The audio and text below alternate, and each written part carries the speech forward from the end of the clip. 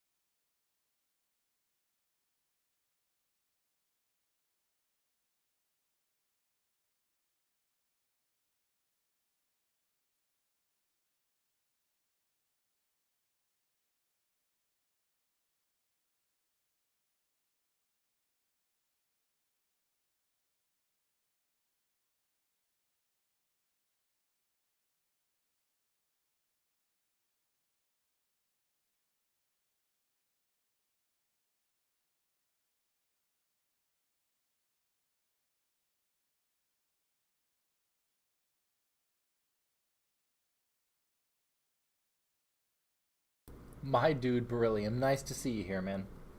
I'm scarfing down a burger as we speak because I've only had a protein shake today. I've had a day of non-stop meetings, and it has not been fun. But guess what? We're going to learn about logic design today. But I'm going to finish eating first. We're almost done, though. We have 3 minutes until we start.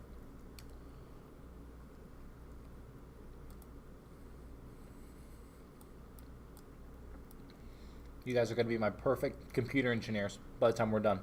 Every single one of you here, you're going to pass anything you want to.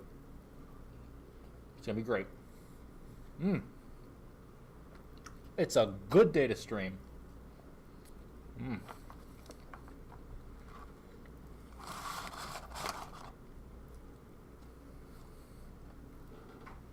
We are having a wonderful day here at the Architecture Lab. Listen, I'm proud of you, everyone, for showing up today.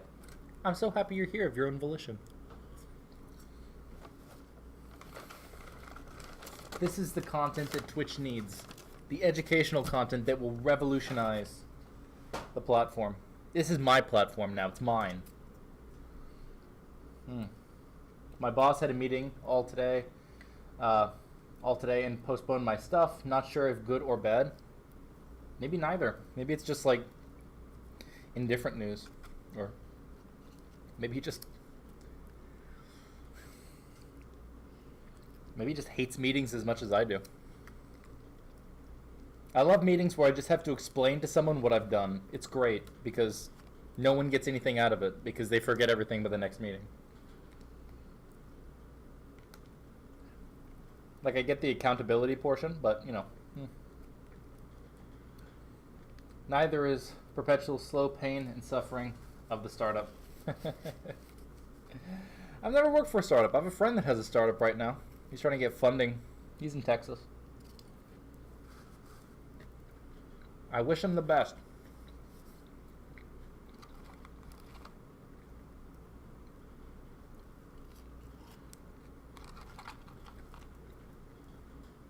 He's at one of those like incubator type things though, where it's like free office spaces and they put you in like touch with like investors and stuff, and you do like pitch rounds.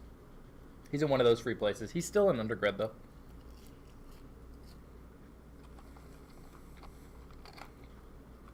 Just don't what? Who are you talking about? Him? Me? You?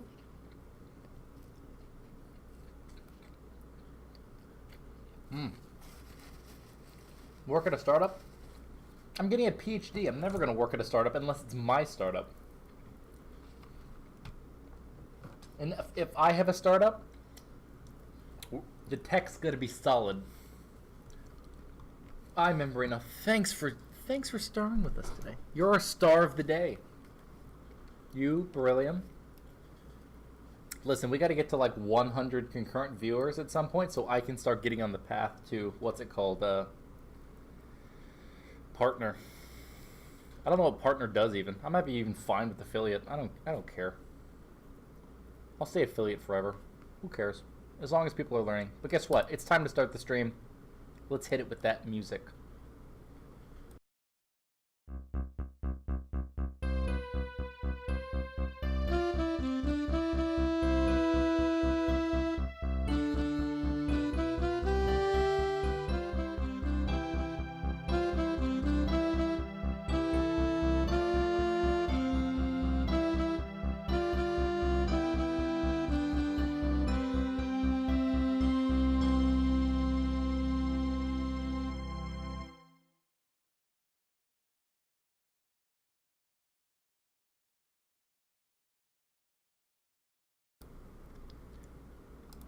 Alright, hey guys, we're back.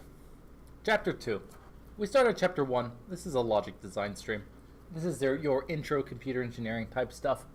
Nothing too fancy, good foundations. Jakari, nice to see you in Twitch chat. Incubators are mostly a joke. Just tell him to massively overpromise. The person who won the startup and spoke with the investors had a 3D printer, which he said...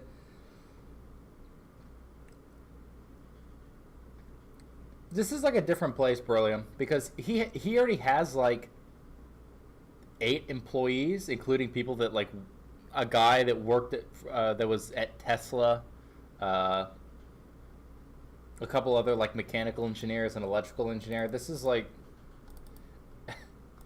it's a lot better place than what it seems like you're talking about.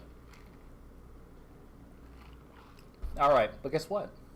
It's time to start the stream. Welcome, I'm Nick from Engineering Today. It's nice to see you all today. And guess what? It's a logic design day. We get to learn about the fundamentals of logic design, the bare bones of what makes computers tick. If you don't know who I am, like I said, I'm Nick from Engineering Today. If you like my content, well, why don't you follow me sometime? I'm easy to follow. All my links are right below. If you want to follow my Twitter, my YouTube, and if you ever want to give me some coffee money, there's a donation link there too. Never feel obligated to give me anything though. This is a stream for fun. This is a stream of learning. But most of all, it's a stream where we can just get together and say hi to one another. Have a wonderful day. Alright, so Boolean Algebra. So what did we go over the first chapter? I don't even remember. I know what we went over. Never mind. We went over binary. We went over number systems. We went over addition, subtraction, multiplication, division. So we basically decided that computers want to do math. So because computers want to do math, we should probably know how to do math in binary, because that's what a computer does after all. So now we need to define some other stuff. So Boolean algebra. So generally when we're making circuits, we're building them out of things called logic gates. Things like AND gates, OR gates, exclusive OR gates. If you don't know what those are, hey, we'll figure those out pretty soon. And then eventually, we'll see how we can use Boolean algebra to help design these circuits. You know, we can translate these Boolean equations, or these Boolean equations into actual gates. And we can use Boolean algebra to find, say, a minimum solution or a minimum number of gates. And this is really useful for us. You can skip over the study material. We'll see all of this pretty soon. We're going to go through the whole chapter today. We're going to have a lot of fun. Boolean algebra. All right. Where's my good old highlighter? There it is. Yellow. Okay. Oh, we want the big highlighter though. Introduction. Okay. So, basic mathematics, decided logic design. The basic thing we're going to need is Boolean Algebra. Nothing too fancy.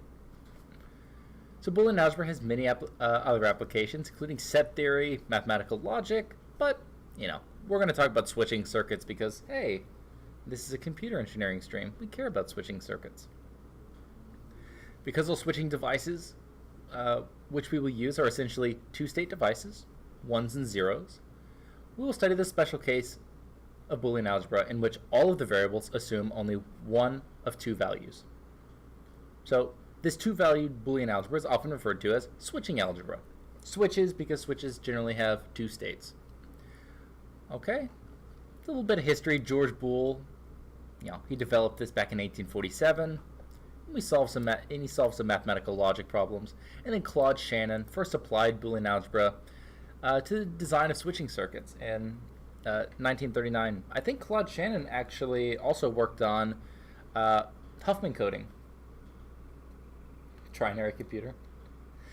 I think Claude Shannon also worked on Huffman coding. So if you're familiar with data compression at all, you can give Claude Shannon a round of applause. Pretty sure he worked on that stuff too. All right. A little more history. We're going to use zeros and ones, but we'll skip this for now. All right, basic operations. Listen, we've got to start off with some basic stuff, don't we? That's always important. So, at its core, what kind of functions are we going to have in Boolean algebra? Well, we're going to have ands and ors. And then, typically, we want to have something like an inverse, which we typically call, not or complement, any one of these things. So, the complement of 0 is 1, and the complement of 1 is 0. So, just some simple inversing here. You can think of an inverse as just like flipping a switch, on or off. So, if something's off and you flip it, it turns on. And if something's on and you flip it, it turns off. Makes sense. So, here we do it with the variable instead. So, we'll just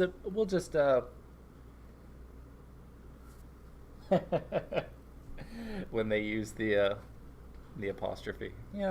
Listen, we can't all be perfect. Alright, so we can do it with zeros and ones, but typically we want to do something a little more general. So we do it with, it's a lot easier to look at variables than it is to look at strings of ones and zeros sometimes. So typically we'll just write it down as a letter.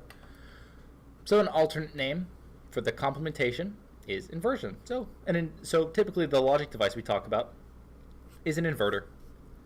Now, there's a typical inverter that you see, which is just this oops, that's a bad triangle. Which is a triangle with a little bubble on it. And the reason why it has this bubble and isn't just a triangle is because this device is something else as well, but this is just a buffer. It doesn't do anything. You can think of it as just kind of slowing down whatever signal's getting passed through, because it takes some time to go through a buffer. So these two devices exist, but the one with the bubble is the inverter. And we'll see later that we can throw these bubbles on other gates, and it works exactly the same. It does the complement, or inverses, whatever the output is. Things like NAND gates and NOR gates. We'll see that NAND gates are especially special. Okay. Yep, the circle at the output is inversion. Yeah, makes sense. So, another special gate that we always want to use. We want to use the good old AND gate. Tried and true. And typically want to do things like truth tables, where we write out all the possible inputs, this case for a 2-input AND gate, and see the outputs. So, if we AND two zeros again, we get 0. If we AND a 0 and a 1, or a 1 and a 0, let's switch to red. We'll get 0 on both. And then the only time where we get a 1 out is if we AND two ones. So basically, both the inputs have to be the same value, and then that input gets put to the output. So if they're both 0, the output's 0. If they're both 1, the output's 1. If not, it's 0. Okay. And it's convenient for us a lot of times to write these truth tables, as we'll see that, we can kind of arbitrarily specify this. So if we wanted A and B to do something different, like say do a 1 here, we could use this in order to generate the gates we would need. Okay. But we're not there yet. So the AND gate, pretty simple design. We just have this little rounded, looks like a slightly elongated D, where we have, say, two inputs, A and B, and say an output, C. So we'll say A and B. Pretty simple. Now OR gates. OR gates, if you've ever done some intro comp sci stuff, logical operators, OR gates are exactly the same. It's the same OR. This is inclusive OR, not exclusive. So in here, 0 or 0. Remember, this isn't a plus. This stands for OR. Just like the dot doesn't stand for multiply, it stands for AND. So a quick thing that you typically have to keep in the back of your head. That way you don't get confused. So the OR operation can be defined as below. So 0 or 1, all right, it's a 1. 1 or 0, it's a 1. 1 or a 1, it's a 1 as well. So it basically just checks to see if there's at least one input that's high. And see, we can write the same kind of thing, a truth table again, specifying this output C for these inputs A and B. Now, a lot of times when we're writing these truth tables, we'll just omit this portion. But because we're doing for a set function, not something that we're specifying, we can go ahead and write the equation. In fact, this is the equation if we solved this out, we would get. All right, and then we see that the OR gate looks similar to the AND gate, except instead of being a D with a, we got a little bit fancier. We got this curve here now.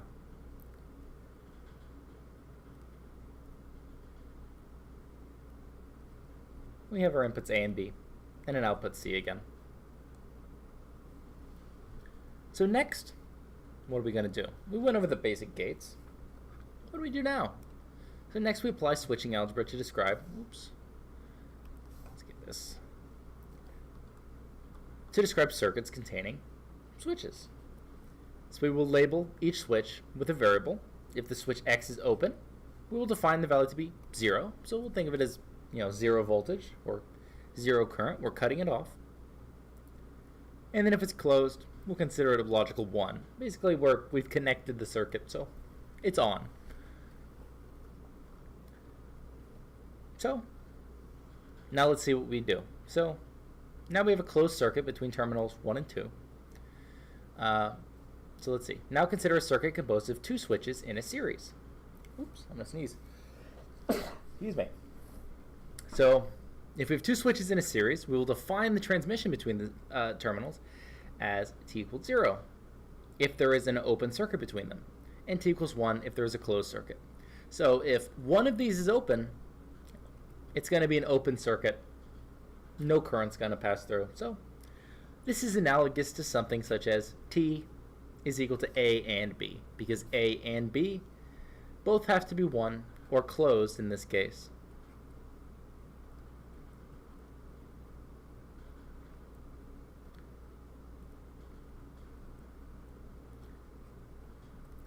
In order to have a logical high on both sides. But at this state, they're both open. So something in series, we can think of it as an AND. Now if we put things in parallel, well, we have two different paths now. So typically, you can think of this rationally as an inclusive OR. So if one of these is closed, we have a path from 1 to 2. If, say, B is closed, we have a path this way from 1 to 2. And if both are closed, well, both paths are valid. So we get the same result. So we've already talked a little bit about sometimes it's convenient for us to write out these equations or completely specify for all possible inputs, and we'll see that a little bit later. And so we'll talk about Boolean expressions and truth tables. So until this point, we've been working with some very simple things. So, A and B, A or B, A inverse, or A complement, whatever you want to call it. But we want to do some fancier stuff. I mean, we're not going to build a computer with an equation this simple. We need something a little fancier. So Boolean expressions are formed by applications of the basic operations to one or more variable or constants.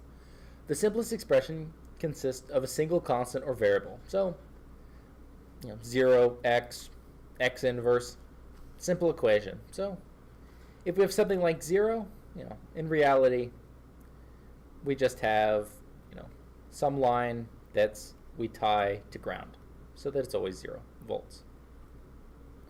So that's what this would turn into. Now, if we had something like x, well, that's just going to be a line, right? We're just going to have a wire there. If we want x on the output, just put x on the input. Simple enough. Now, y prime, well, typically we're not given an inverted signal, so typically we'll have an input of y. We'll have it go through an inverter to change it from y to y prime, and then on the other side, we'll get y prime. Not too bad. So we can see with any of these combinations of symbols, we'd be able to rationalize a way to build this. So if we look at the first one, a b naught plus c, well, let's just work away from each term. So let's look at a b naught, or b inverse. So we know these two things are going to be ANDed together, a and b, so we're going to need an AND gate. But we also see that b has to have an inverter, so we've got to invert b from the beginning. So b comes in, gets inverted, we get b naught. A comes in, just like a, and then on the output, we get exactly what we want, this ab inverse. Then we look at the next part of it. So now that we have AB, we can just kind of say, okay, well, let's just call this, say, X now. Because we've already created this output someplace. So we don't need to think of it as multiple terms now. So now we have X ORed with C, where we know that X is equal to AB naught. So now it's just a simple two-input OR gate. So we take this X, which is AB naught, we OR it with C, and then we get our final output, which, if going by our definition, would be the same thing as X ORed with C, where X is equal to AB naught. Pretty simple. And we see that we can do this an arbitrary number of times. It doesn't matter. We can keep doing this and doing this and doing this. And so here, we can just break it down, maybe starting from the inside going out. So we know first that we're going to want to OR C and D together. Reasonable. If we just have A next to it, we treat this as an AND. So we first take C ORed with D, right here. We AND it with A, right here. Our output becomes A ORed with, or A ANDed with C or D. So we've already created this term, but we haven't done that inversion yet. We throw on an inverter, simple as that. And then we see, well, what's on the other side now? Well, we have an OR gate, but let's go ahead and keep looking. So we see we have another AND gate, B and D. So we'll do B and D. And then we need to just OR these two things together. So the output B and E, right here, ORed with this term. This A ANDed with C ORed with D inverted, the entire thing inverted. And we've already created that, but we created it in steps. So an expression can be evaluated by substituting a value of 0 or 1 for each variable. If A equals B equals C equals 1, and D equals E equals 0, well, we can use the same logic just with binary bits now. So if we wanted to see what the output would actually be, whether it be high or low, well, we can always just substitute in the 1s or 0s. But most of the time, we can just rely on these types of equations. And the reason why we rely on these types of equations is because we like to talk about things in the general sense. When we're designing a circuit, we don't want to consider, every single time we're doing something, we don't want to have to consider, 1 ORed with B, or 1 ORed with 1, ANDed with 0, inverted, ORed with another term. We don't want to consider it like that. But if we just put them as variables, a lot cleaner to work with. But this can be a good check if you're getting an output that seems fishy. Maybe when you reduce the logic, something happened, which is very common. So each appearance of a variable, or its complement, is an expression will be referred to as a literal. Thus, the following expression has 3 variables and 10 literals. Okay, so the 3 variables are, of course, A, B, and C. And then the literals are A, B inverse C, A inverse B. So all those individual things make up literals. But it's really a 3-variable thing. So our maximum possible inputs for this are 2 to the 3, or 8. So if you're not good with powers of 2, don't worry. You will be by the time you get through with a course like this. It's very convenient to do that, because you'll have to do lots of writing of 1s and 0s. So when an expression is realized using logic gates, each literal in the expression corresponds to a gate input. So here we have, A is going to be an input, B inverse is going to be an input, C is going to be an input. But we see we have some repeats in here. So let's see. So this B and this B, really we'll just have a single B as an input. And even this B inverses, these are all come from B anyway. So typically what we'll do is we'll have, say, B. We'll have it go to the rest of the circuit over here, and then we'll take this line, we'll tap it off, and then we'll have B inverse over here, and it will go to the rest of the circuit as needed. Simple as that. And we'll do that with any variables that we need, both A inverse, B inverse, C inverse, if we need them. All right, so let's talk about truth tables now. We've talked a little bit about these Boolean equations. I haven't talked much about Boolean algebra, but we should start with truth tables. Also called table of combinations. No one calls it that. Everyone just calls it a truth table. Specifies the values of a Boolean expression for every possible combination of values of the variables in the expression. So if we have 2 inputs, A and B, we completely specify all possible inputs. So if we have 2 variables, we have 2 to the 2 possible inputs, which are 0 through 3. If we had 8 inputs, we would have 2 to the 8. We had 32 inputs, we would have 2 to the 32. Simple as that. Okay. So let's see. So the name truth table comes from a similar table which is used in symbolic logic to list the truth or falsity of a statement under all possible conditions. We can use a truth table to specify the output values of a circuit of logic gates in terms of the values of the input variables. The outputs of the circuit in figure 2-2, A, so right here,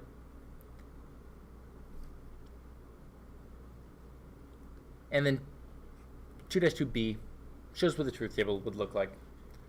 So we see that the actual diagram of the circuit is fairly simple. If we want to implement A not ORed with B, well, we start with A, we want to invert it,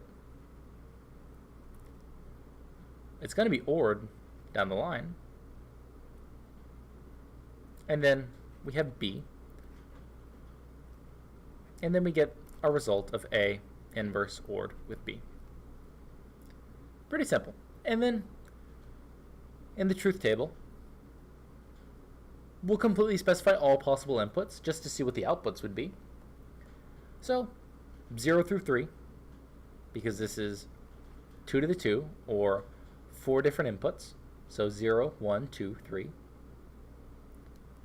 Sometimes if we have different stages, sometimes we'll specify the outputs at a certain stage, or after each gate. So after the A inverse gate, the inverter, we might do some temporary or partial solution here. And then over here, we have the final result, which is, of course, our equation that we want to solve for, A inverse ordered with B. And so we get our outputs. Pretty neat. So next we will use a truth table to specify the value of expression 2-1 for all possible combinations of values for A, B, and C. On the left side of 2-1, we see the values. And so, like we said, we have 3 different inputs, A, B, and C. So we're going to have 2 to the 3, or 8 different combinations from 0, 0, 0 all the way to 1, 1, 1. And we're going to do the different stages. So here we have an equation that we're trying to completely specify. So it's going to be this A ORed with C ANDed with B inverse ORed with C. So we can start by breaking this down. So let's see. So how do they want to do this?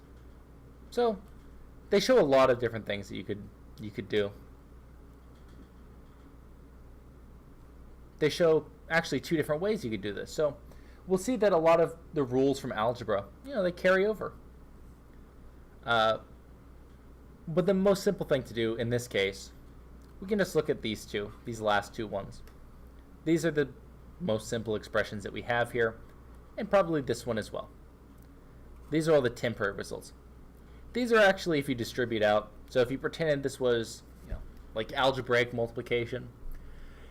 So if we took something like A ORed with C ANDed with B inverse ORed with C, we would get A, B inverse ORed with C, and then we would get, does it work like that? We would get AB inverse, AB inverse, ORed with C, and then we would get this combined with C, B inverse, and then we would get C, C here. And so in this case, C and C, we can kind of reduce this to C. We'll see how the rules that we can use to follow this.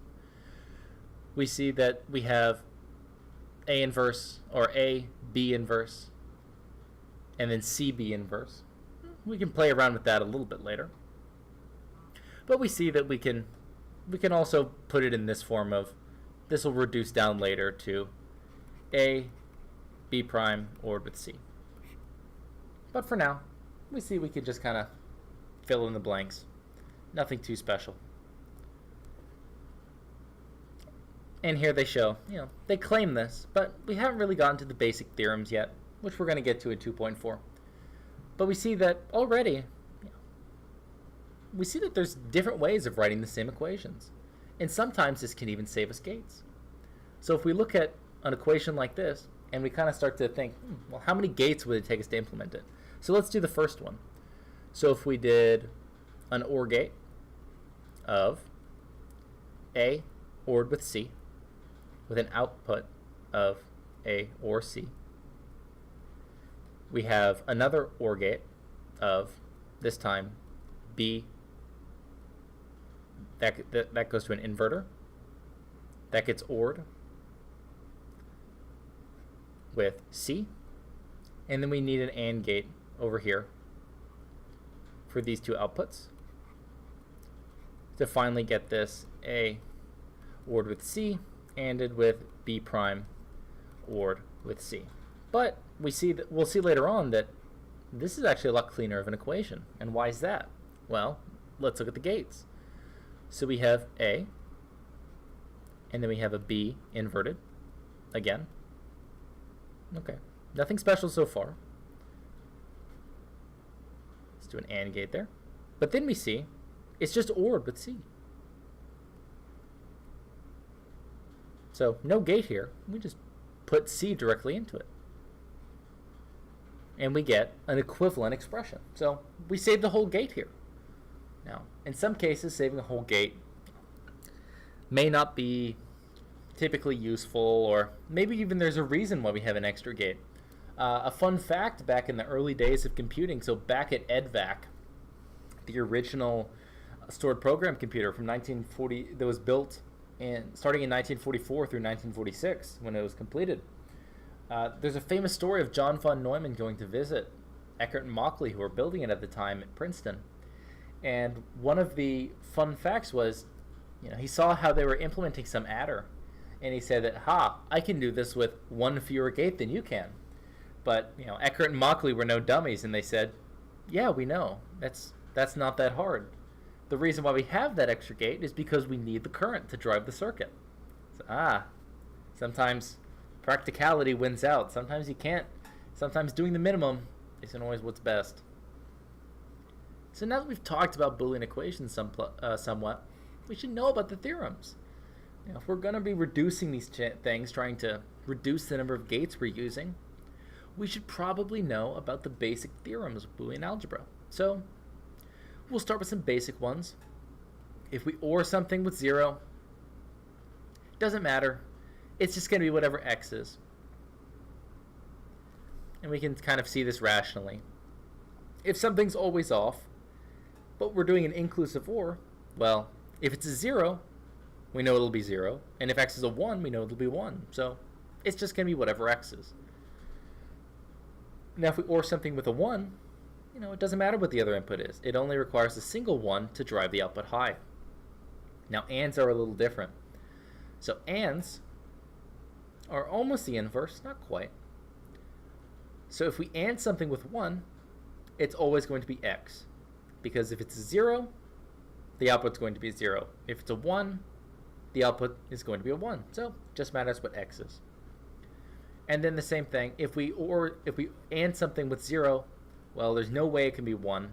We already specified what an AND gate does with that truth table. It'll always be 0. So then we have the idempotent laws. So if we OR something with itself, it's just going to be itself. If we AND something with itself, it's going to be itself. A useful feature for reducing the same terms.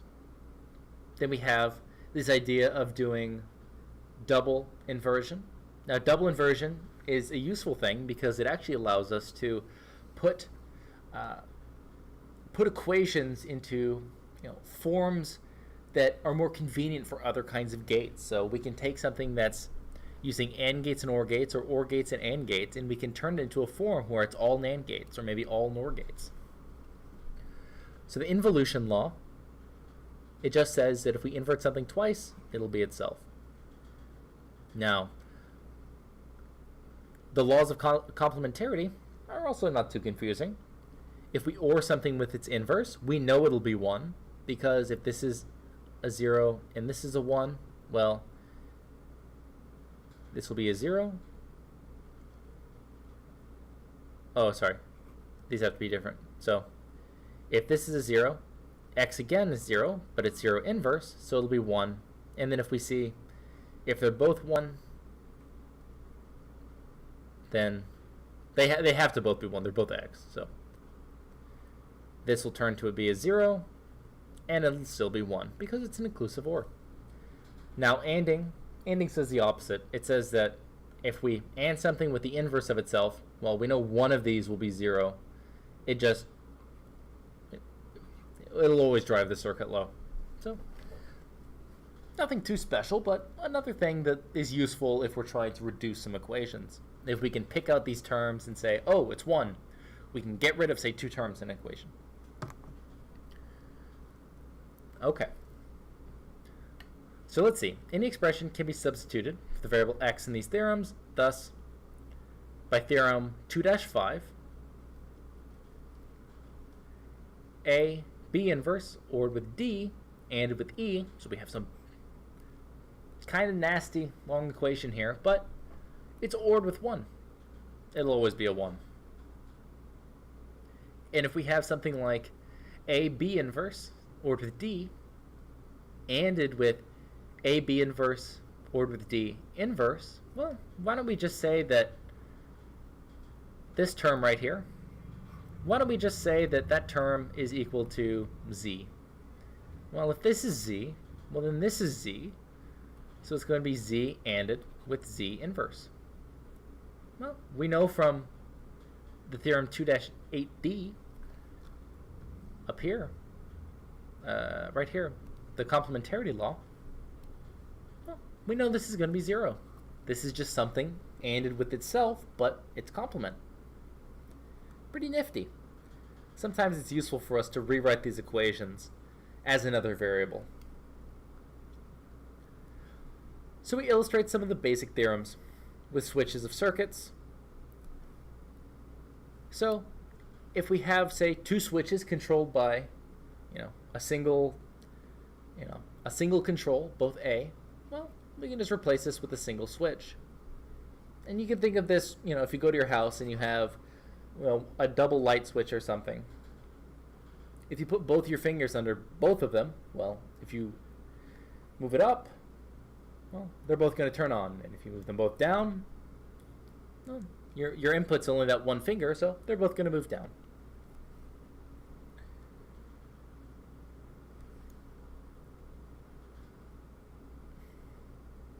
They really did a bad job with these pictures in this book. But this is about the same. It says about the same thing. So it says that if we have A, and then on the other side, say they tie together,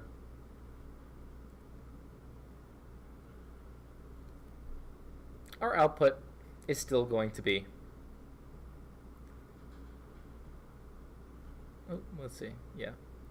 Our output's still going to be A. Because if one of these is 1, they're all 1, we're going straight to the output as a 1. If one of these is open, well, they're all A, so all the controls are open, so it should all be open, so it should be 0. And, it's a rather trivial exercise to go through the others. If we have A and A inverse, a slightly different scenario, then we'll always wind up with the situation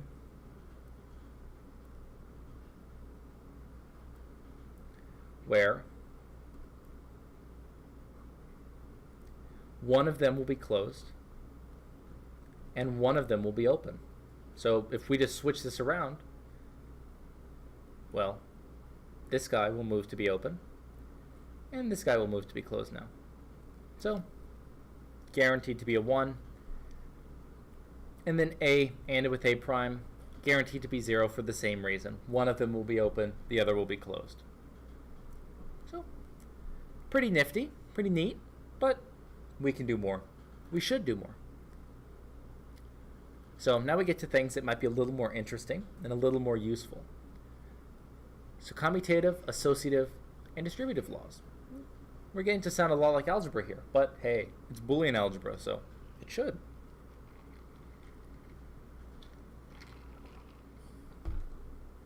I'll take this little time to say, hey guys, thank you for being here. I appreciate each and every one of you.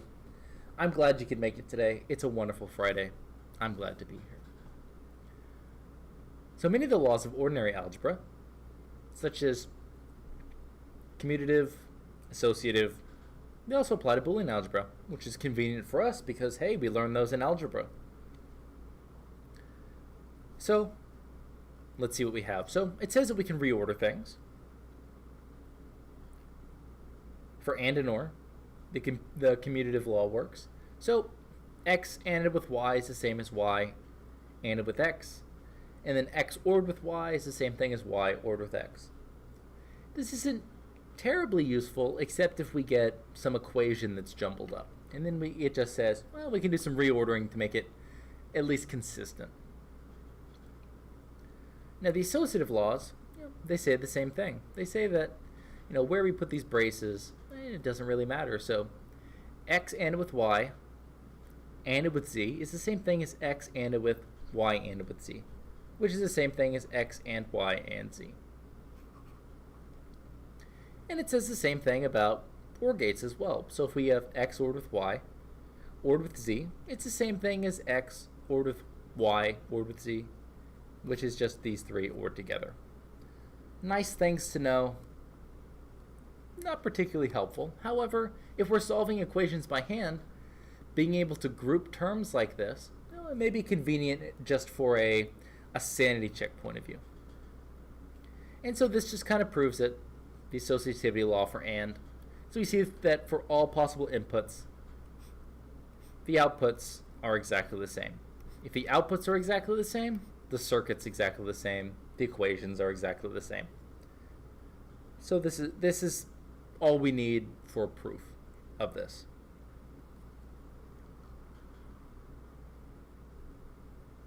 So here we have, the associative laws for AND and OR, kind of in action.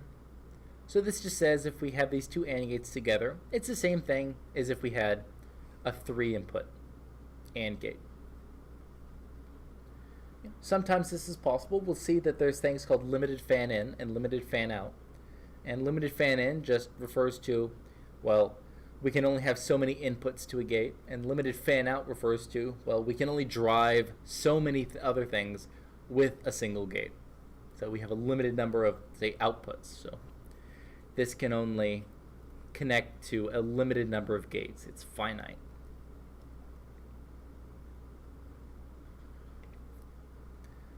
So when when two or more variables are ANDed together, the values of the result will be ones if and only if, so we write this IFF to stand for if and only if, all the variables have the value 1. If any of the variables have the value 0, the result will be 0. And so we can kind of think of this logically. So, we're just doing ANDs here, right? So we know that if we took two things together, we know that it holds true because of that switch example. So if one of them's open and the other's closed, well, we know it's 0 because we have this open here.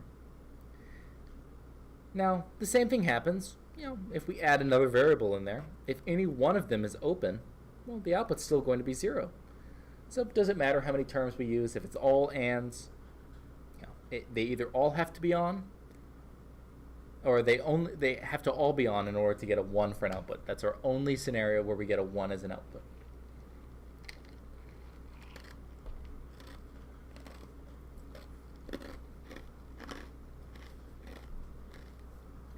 And then if any of them are 0, we of course get a 0 as an output. Now, this is for ORs actually. So with ORs, it's actually the opposite. So the only way we can get a 0 is if they're all 0. And we can think of this as a circuit. So we can think of ORs as in parallel. So if we have a circuit that looks like this, if any of one of these are connected, we're going to be driving the output to a 1. So they have to all be off in order for this to be a 0. And then using a truth table, it's also easy to show that the distributive law is valid. So x AND with y or with z is the same thing as, we'll just move the x over here, we'll distribute it over here, and we'll see we get this. And we can always go the reverse way. So we can pull x out in both of these. And so we get x ANDed with y or with z. Simple as that.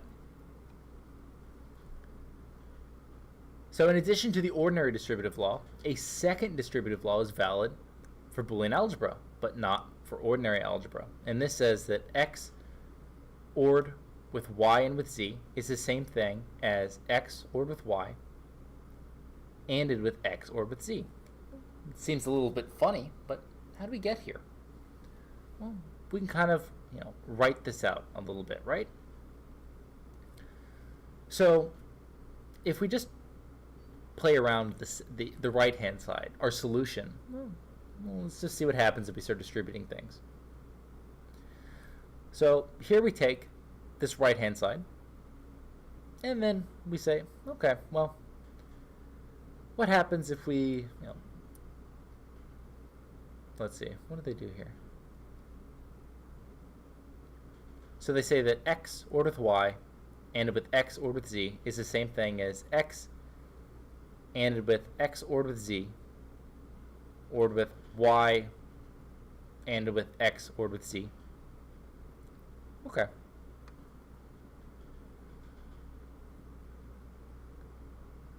So basically they're just distributing each of these terms individually. So they say that x ANDed with this term. And then they OR that with y with that term. So simple so far. And then they do some symbol distribution. So they move the x's in.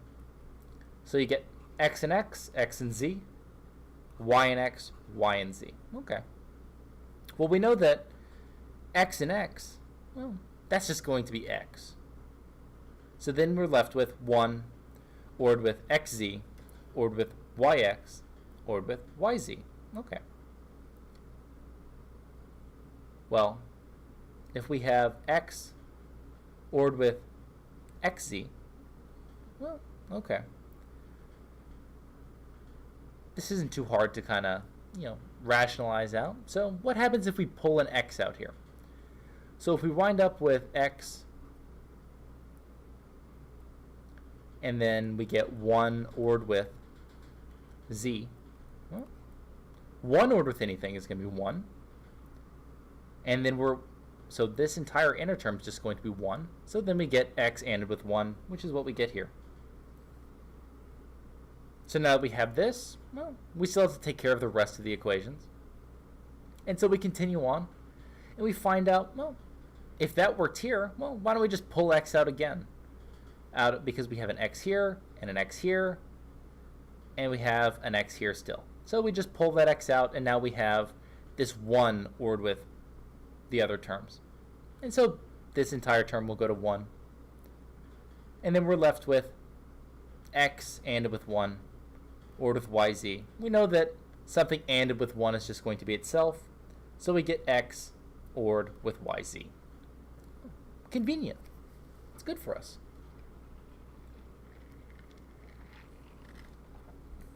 Okay. We went a long way, but we sanity checked ourselves. We found a way to reduce something. So, we saved a gate here. We no longer have to have 2 OR gates and an AND gate. We now need just a single AND gate and an OR gate. Convenient. So, we saved quite a bit on hardware. And so typically we'll just write that like this. A lot of times it can be easy if you don't remember these simplification theorems, or if you don't say understand them, just write a truth table. A truth table for both sides will absolutely prove it out. So here we have some other ones.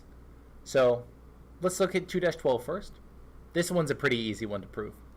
So if we pull out x, we get x ANDed with y ORed with y prime. Well, we know that y ORed with y prime is always going to be 1, so we can just replace that inner term with 1. X ANDed with 1 is just going to be x. Simple. Now, let's move on to 2.13, kind of prove that to ourselves. So we can just pull out x again, x, and then this is going to be 1 ORed with y. Hey, look, we get x again. Isn't that fancy? All right. So here we have another one. We have x ORed with y prime, ANDed with y is just xy. Well, we can prove that to ourselves too. If we just distribute this y in, we get x, y, ORed with y, y prime. Well, y prime, well, this is just going to be 0. We know that from one of the earlier laws. So we know that anything ORed with 0 is just going to be itself. So we can get rid of that too. So we're left with xy. A couple other simple ones. So typically these are just kind of the reverse situation. So basically the analog of for AND gates we have for OR gates. And you can prove it the same way. You can do some distribution or maybe factoring out, and you can get the same answer. Oh, pretty neat. Pretty neat. Okay. And this is useful, like we all said, because sometimes we want to cut gates, right? It's good for us. All right. Let's see. We just got some. We have some proofs here. Nothing special.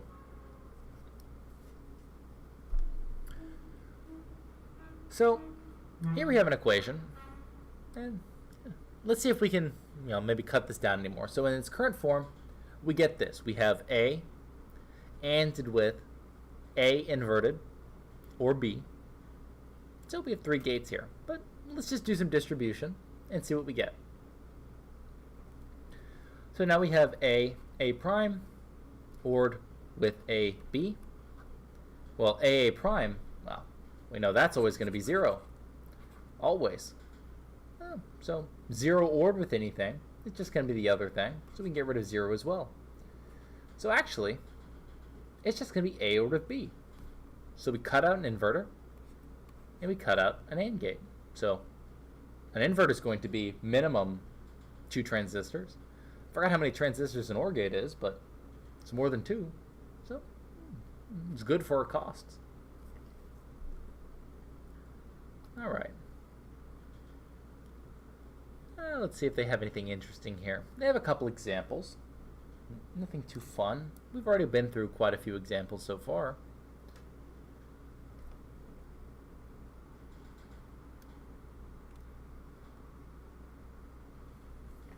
We can go ahead and kind of move past this. And we get to some of the more exciting, or maybe what people might consider the more interesting ways of reducing Boolean algebra equations. So most of the ones we saw we can reason through fairly easily.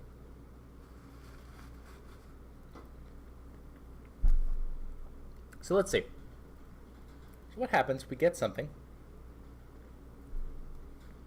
So we're going to introduce some terms. So sum of products. So this sum of products form is where we have AND gates that are all tied together by an OR gate. And so if we were to draw the circuit for this, very simply it would look like this. We would have a 2-input AND gate, a 3-input AND gate, a 3-input AND gate, and then all of this would be tied to an OR gate. So a lot of times we call this 2-level logic, meaning that we only have 2 sets of gates. Our critical path or our total gate delay will only ever be 2 times however long the gate delay is. So we'll just call this tau for now. So 2 tau is going to be our gate delay. And so we call this 2-level logic because every single thing here must take 2 levels, no matter what we do. Okay. So we also have the opposite, something called sum of products form, where instead of having, let's see, where do we get to sum of products form? Or product of sums, rather. Yeah, we'll get into it a little bit later. We'll go through what they have for us right now. Okay. So this is what we typically call product of sums, but sometimes we get something we call a degenerate case. And that's where we have, this kind of lone variable here, or a bunch of lone variables. They're still called sum of products form, but they're still a degenerative case. But if we have something like this, that's, some OR within an AND, well, this isn't going to work because let's just consider this case and draw a circuit out. So we have to have a 2-level OR gate that feeds into an AND gate with another input, or with 2 other inputs actually. So we'll just feed that guy in there as well. That there's another AND gate with two inputs, and then those two things are ORed together. So here we're writing out a small sketch of what this would look like, and we see that, well, we don't have two-level logic anymore. We actually have three levels. Yeah. So we typically reserve things like product of sums or sum of products. We reserve that as a way to specify something called two-level logic. So if we can't, if we put something like an A ORed with B in here, it doesn't quite work. So in multiplying an expression, apply the second distributive law first when possible. For example, multiply out A ORed with BC and then A ORed with D ORed with E. So here, we just put it in terms of X, Y, and Z.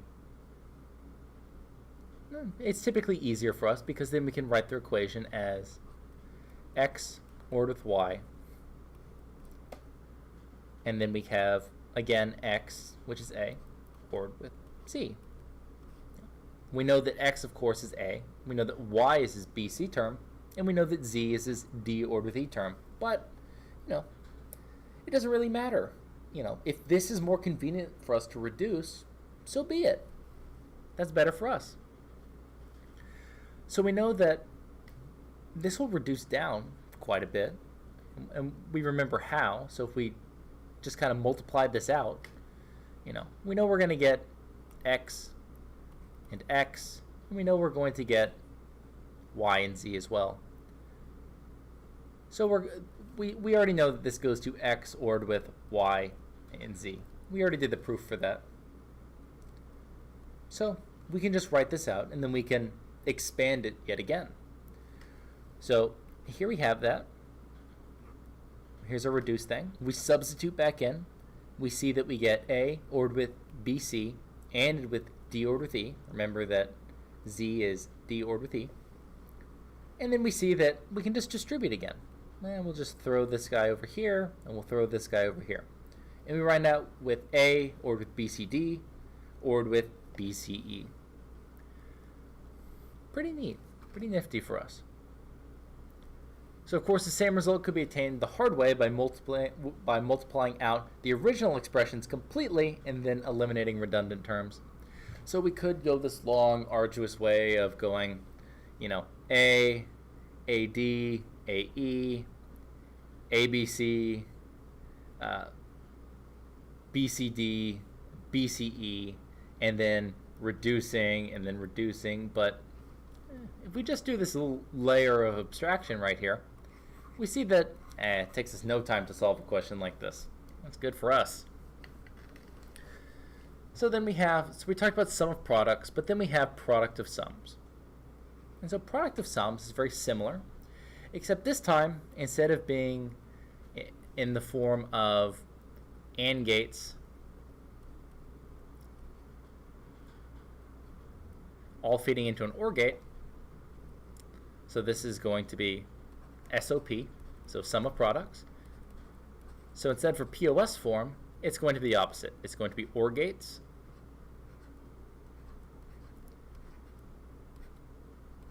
that all feed in to an AND gate. And remember, two-level logic, maximum. That's what these terms mean. But we can still have degenerative cases. So just like we saw that we can have these single terms out here in sum of products. In the product of sums form, we can also have degenerate cases where we have this single variable out here. Okay.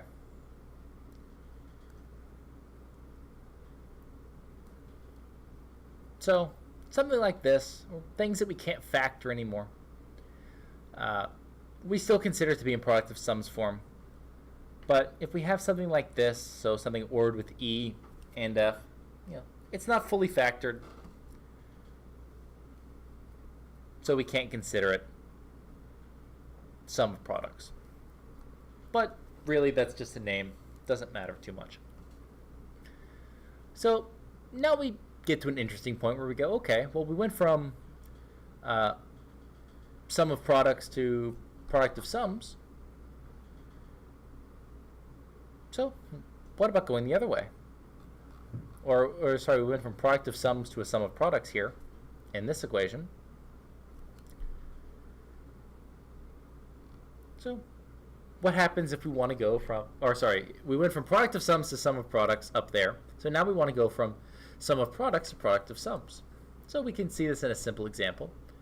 So, well, sometimes it's easiest for us to, kind of cast things again. So we know that A ORed with BCD is the same thing if we cast A to be X, and then this entire term BCD to be, say, B is Y, and then CD is Z. Well, then we have it of the form X ORed with Y, X ORed with Z. Okay, well, that's convenient for us if we can split it that way. So then we just say, okay, let's go ahead and write that out. So if we have A is equal to X, we have B naught is equal to Y, and then we have CD is equal to Z, then A ORed with B ORed with B prime C D will be the same thing as A ORed with B prime ANDed with A ORed with CD. Now, if we just kind of cover our eyes and we say, let's ignore all of this for now, well, we wind up with the exact same situation here. We have X ORed with YZ, but instead we'll just call C equals Y, D equals Z, and then we can just expand this out to be A ORed with C, A ORed with D, and that's what we end up getting down here. We incorporate back in this term that we erased over here, which was A ORed with B prime, and we see that we just have them all in the correct form now, this product of sums. So typically it's called product of sums just because, this looks like multiplication. Remember, it's ands, it's not multiplication, but that's where the name comes from. Same thing with sums. Sums means or in this case, but sometimes it's just easier to look at it that way. Okay. A couple other examples, but once you get one, you really know them all. It also shows how we can do some reduction here. So if we have these long, complicated equations, oftentimes when we're doing this sum of products to product of sums, or product of sums to sum of products, typically we can end up reducing the equation. Like in this case, we move from 4 gates to 2 gates, effectively cutting the hardware in half. Same thing here, 4 gates to 2 gates. So good decisions, good decisions. Here we have something that's a little bit different. So here we have De Morgan's laws. So what did De Morgan's laws say? Well, they say that inverses don't work in a distributive fashion. So if we ignore this if we ignore these right sides for now, if you were to naively look at this, you might say, X ORed with Y inverse. Well, this might be equal to, X inverse ORed with Y inverse. Not quite. We forgot something here. And so an easy way to think of this, and under De Morgan's laws, you can think of, okay, well, if we're going to invert the variables in here, we should invert the operator too. So what's the opposite of or? It's going to be and. So this or turns to an and then the variables get inverted. And the same thing happens over here. So there's an implicit and right here. Both the variables get inverted. It turns here.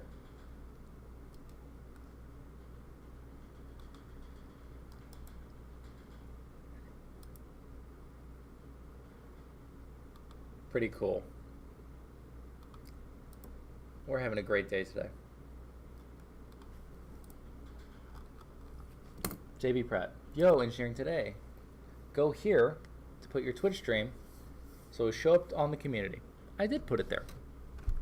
But I probably should just do this. Embed twitch.tv/engineering today.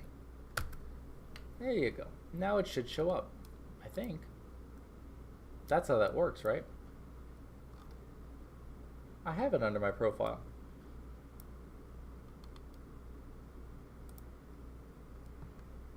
I'm looking at it on this side. Username, Engineering Today. Stream path, Engineering Today. Streaming service, Twitch. Channel video ID, Engineering Today.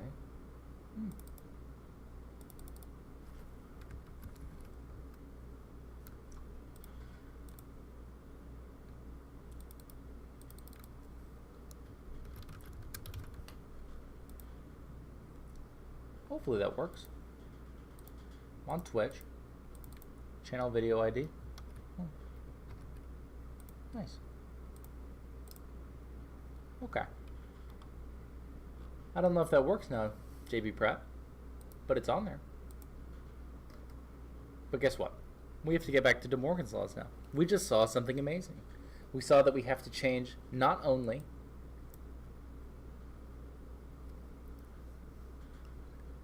this. It works sometimes. I guess everyone else uses it. Yeah, I don't know, JB Pratt. I mean, I can go to it right now. I just tried. Am I missing something here? Maybe I am. Username, stream path. It just wants streams.dg, and then it just wants the my stream path. It's just Engineering Today. The streaming service is Twitch. Is it channel video ID something different? Is it twitch.tv/engineering today? Is that it? Invalid channel? That doesn't seem right. Ah. I don't know why that messed up too.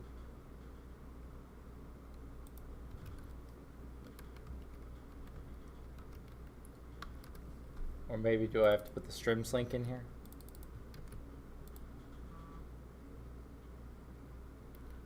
Or do I have to put the Twitch link in here?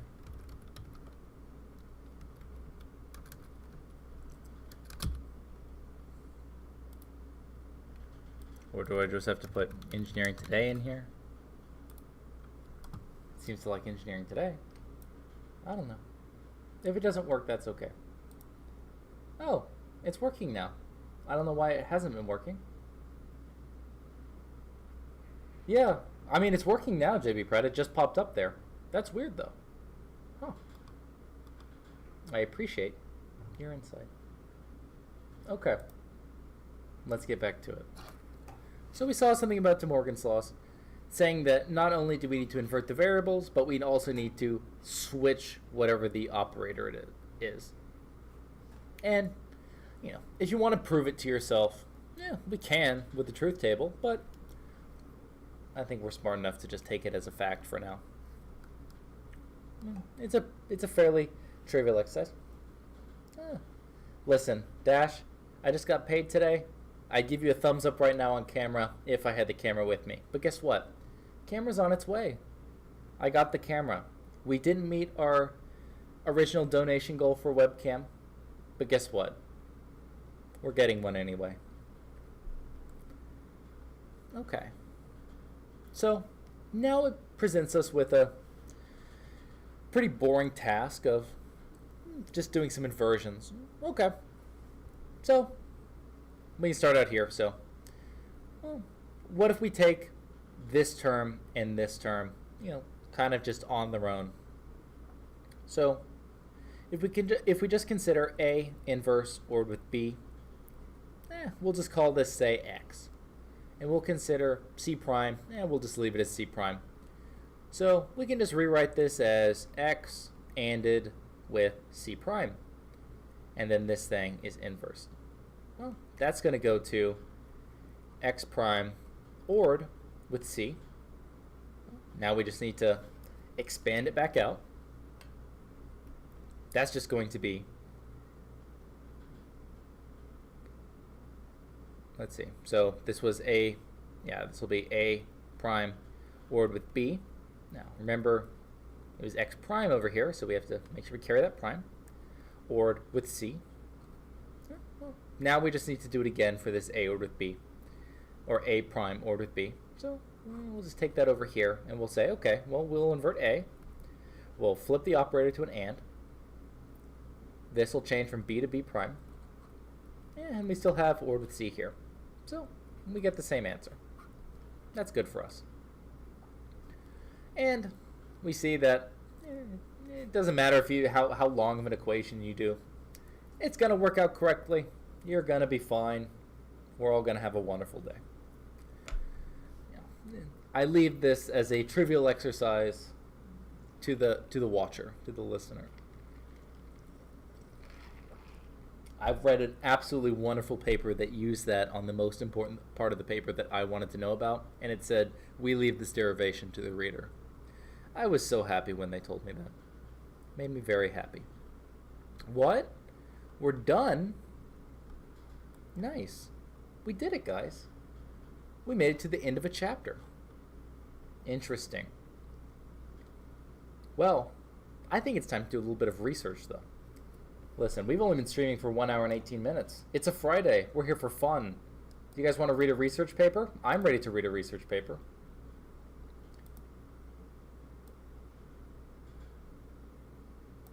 Acute Beryllium. Do you have any fun weekend plans?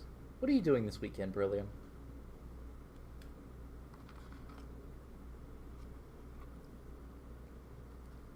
Dash, JB Pratt. What are you guys doing this weekend? Do you have any big weekend plans?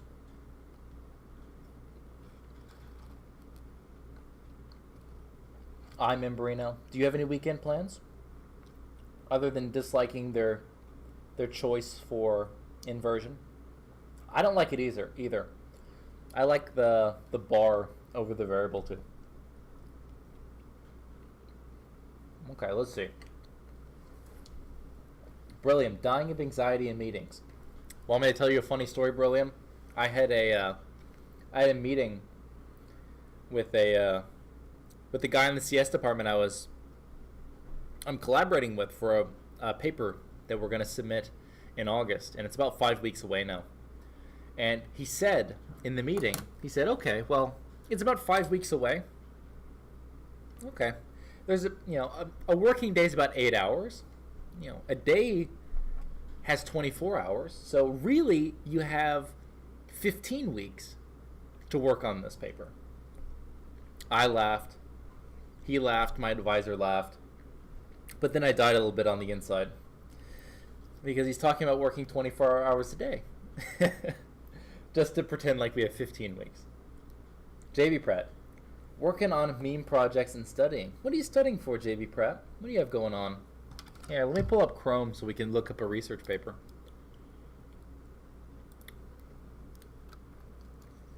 Research.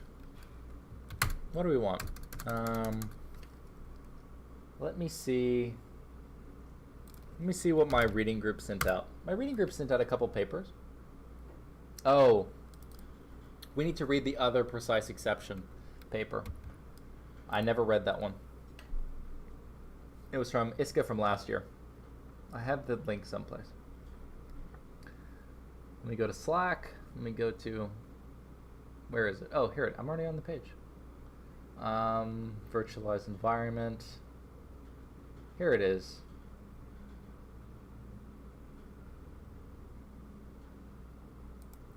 Okay. ACM. You know the real meme? I submitted a presentation saying I was going to help improve security on IoT. Were you going to get rid of IoT? Are you going to stop using IoT products? Is that how you were going to improve security? That's a foolproof way. An absolutely foolproof way. Let me change the title. Stream. Handling GPU exceptions. Bleeding edge research. That's true. It is bleeding edge research. Am I going to get banned for saying bleeding edge? Is that too out there? If only. People want color changing light bulbs. Listen, those light bulbs cost like $200, Brillium, don't they? I know which meme light bulbs you're talking about. Those are like $200 a pop. Right? Or like $150. There's something crazy. I mean, anything over like $5 is crazy for like a pack of light bulbs, right? Maybe like 10 if you're feeling especially fancy. My power company actually sent me 12 LED light bulbs. My power company said, hey, we have a green initiative. Do you want 20 LED light bulbs for free? And I said, yeah, I do. They're 50 a pop. Still horrible.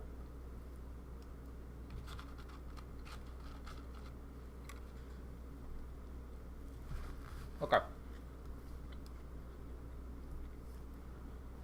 Nacho Navarro. Oh, it's from Barcelona. I don't know anything about. Is that the name of the place? Lifex or something?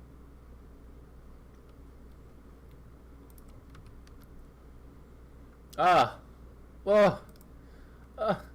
No. No, it's... Oh, it's a 4-pack. That's why. Okay. Ah. Make it stop. Brilliant. Why did you show me this? Make it stop. I never want to see $200 next to a light bulb ever again. I'm gonna die. Now let's download this so we can write on it. Make it look awful. Download. Oh, I already have it downloaded. Whoops. Let's just save this presentation. Save it. Quit it. Move this out here so you don't see any of my secret files for research. Oh, ooh, yikes. Got a lot of things in here. Where is it? Tanzik, right? Let's open up this file, annotate PDF, downloads. Where's the T's?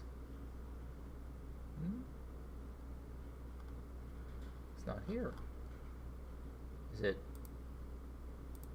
here? It's not. Oh, I guess I'll just download it, I guess. And a Wi-Fi chip. They have a microphone. Why do they have a microphone? Please, Brillium. Why do they have a microphone? Can you please tell me? It's like paying the NSA to spy on you. Listen, I had a Google Home or a Google Wiretap, whatever you want to refer to them as. I generally call them Google Wiretap. I had a Google Wiretap because it was gifted for me for Christmas. I had it plugged in for like a day. I saw the only thing I was going to... Listen, those smart devices, they're only useful if everything in your house is a smart device. Otherwise, it's an alarm clock. I mean, how often are you like asking your... What's it called? How often are you asking your Google Home, if you had one, like, hey, what's the capital of Australia? Never? I would never. Wait, where's this paper I was downloading? Oh, I didn't download it. Whoops. No, I did download it. I lost the file. Okay, here we go. Here, file, annotate PDF. Here it is. I found it. Ta-da! Efficient handling, or exception handling support for GPUs. We're going to go over some research today. This was from last year's ISCA or something. Where's the... Oops. Here's the Chrome. Here's ACM. Oh, it's from 2017. Micro? Oh, it's from Micro. Oh, it's Micro 2017. This was in Baston. Baston. I'm connecting switches to the breakers so I can actually do stuff.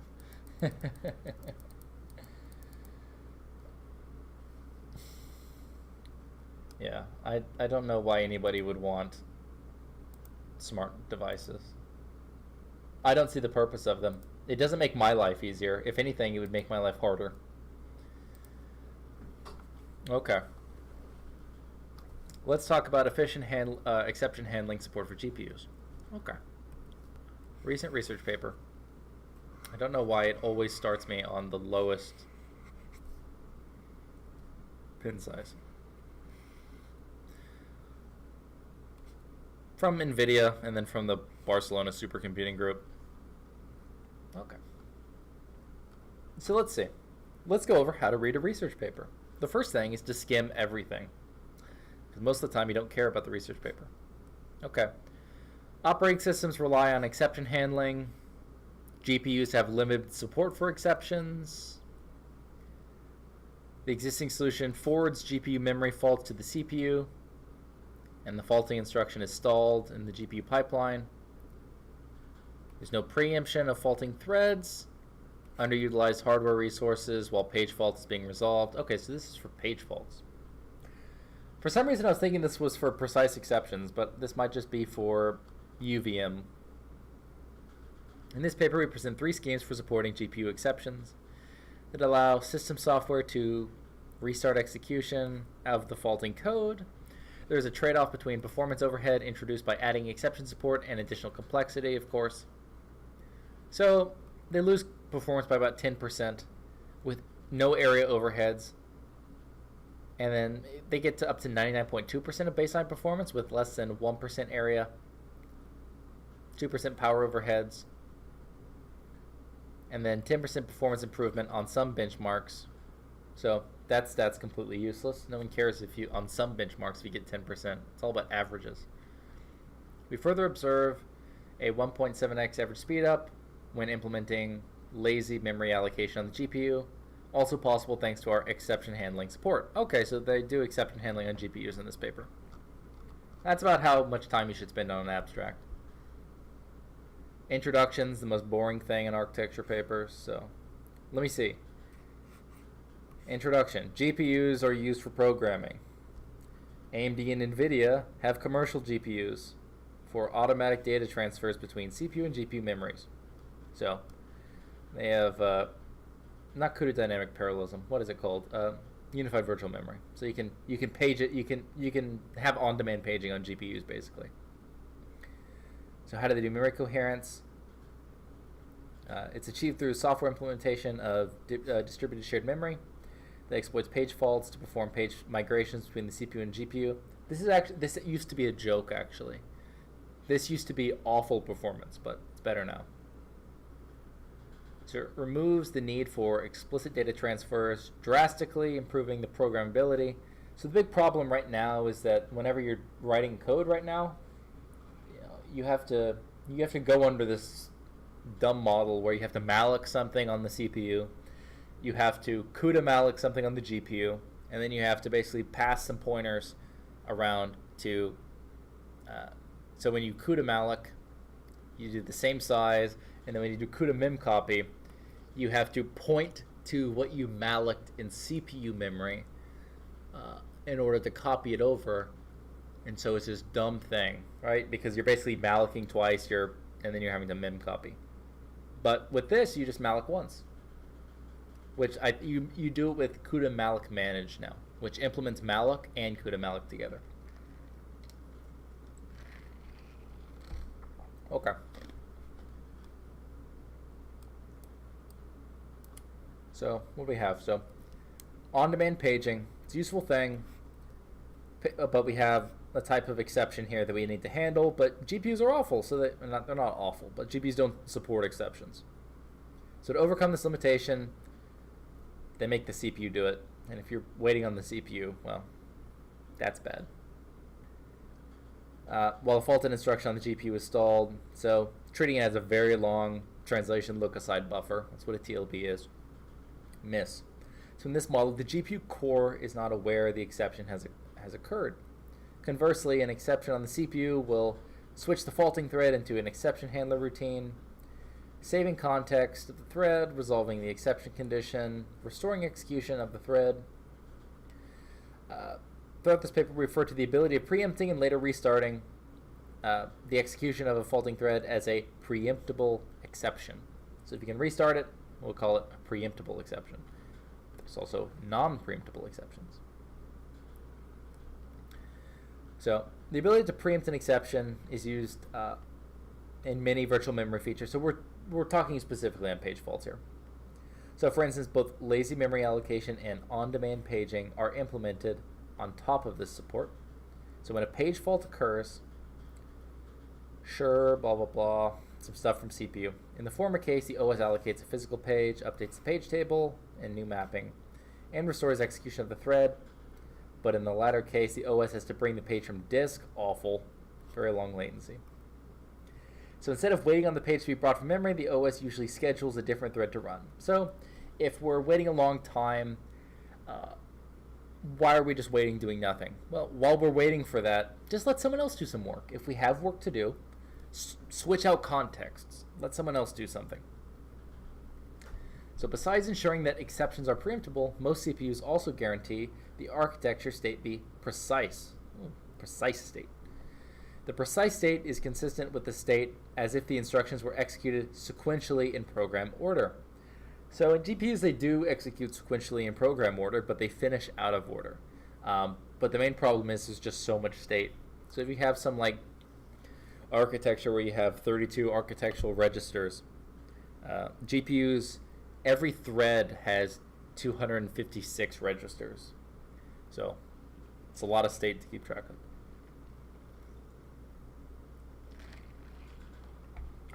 Okay. I need some coffee. I am so tired right now. I've been up since 4 a.m. today, working all day. Okay, this is commonly done by retiring instructions in program order, so in order commit. This is just some CPU stuff, that's fine. And buffering the state changes caused by an instruction until it commits. And then they cite some stuff. I got the baseline GPU architecture over here, isn't that nice? Haven't seen that 1,000 times. Okay, so why can't we do it on GPUs? It's mainly because they're heavily multi-threaded with very large register files. So Pascal architecture, so like a Pascal Titan X, has a 256K per GPU core register file. That's a big register space. That's a big register file. And the instructions commit out of program order. So if you have an add that, say, executes after a memory load happens, right? Well, the memory load may take 100 cycles, but the add's going to finish in, 1 cycle. So the add's going to finish before the load, so they can finish out of order, but they're still going to come out of the pipeline in order, or they're going to be launched in order. So thus, CPU techniques to implement in-order commit, so like a reorder buffer, would increase the area and power consumed by each GPU core significantly.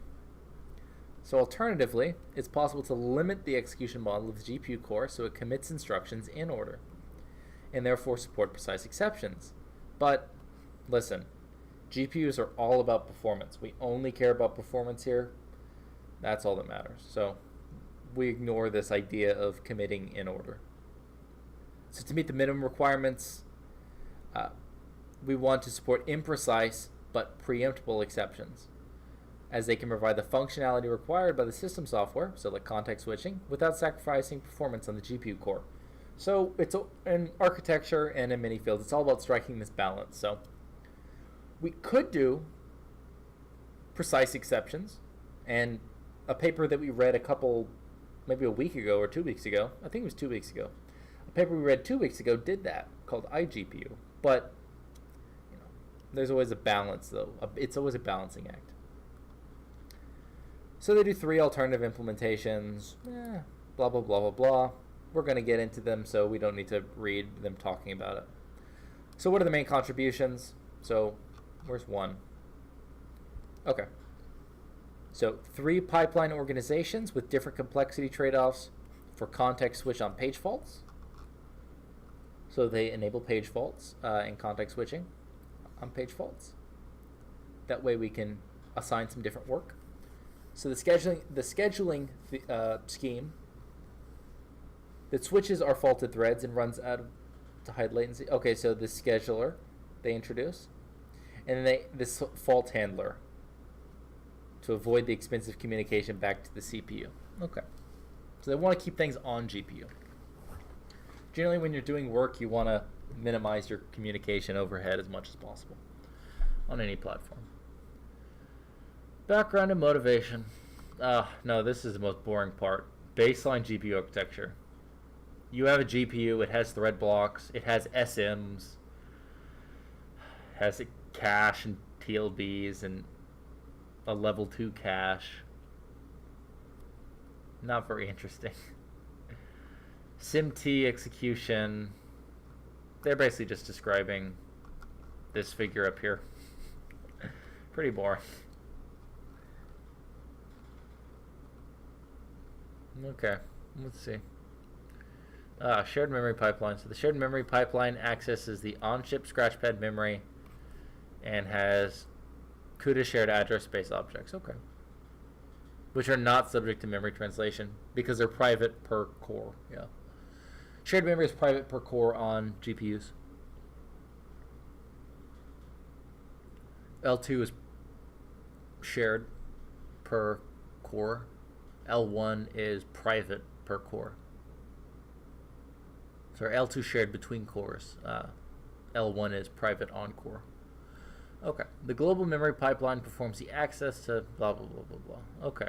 So early release, so they have scoreboards as well. Okay. Oh, okay. Now we're getting to something interesting. So current GPU exception support. So now we're not talking about what already exists. We want to talk about, you know, our motivations or what's bad and what we want to change. Okay.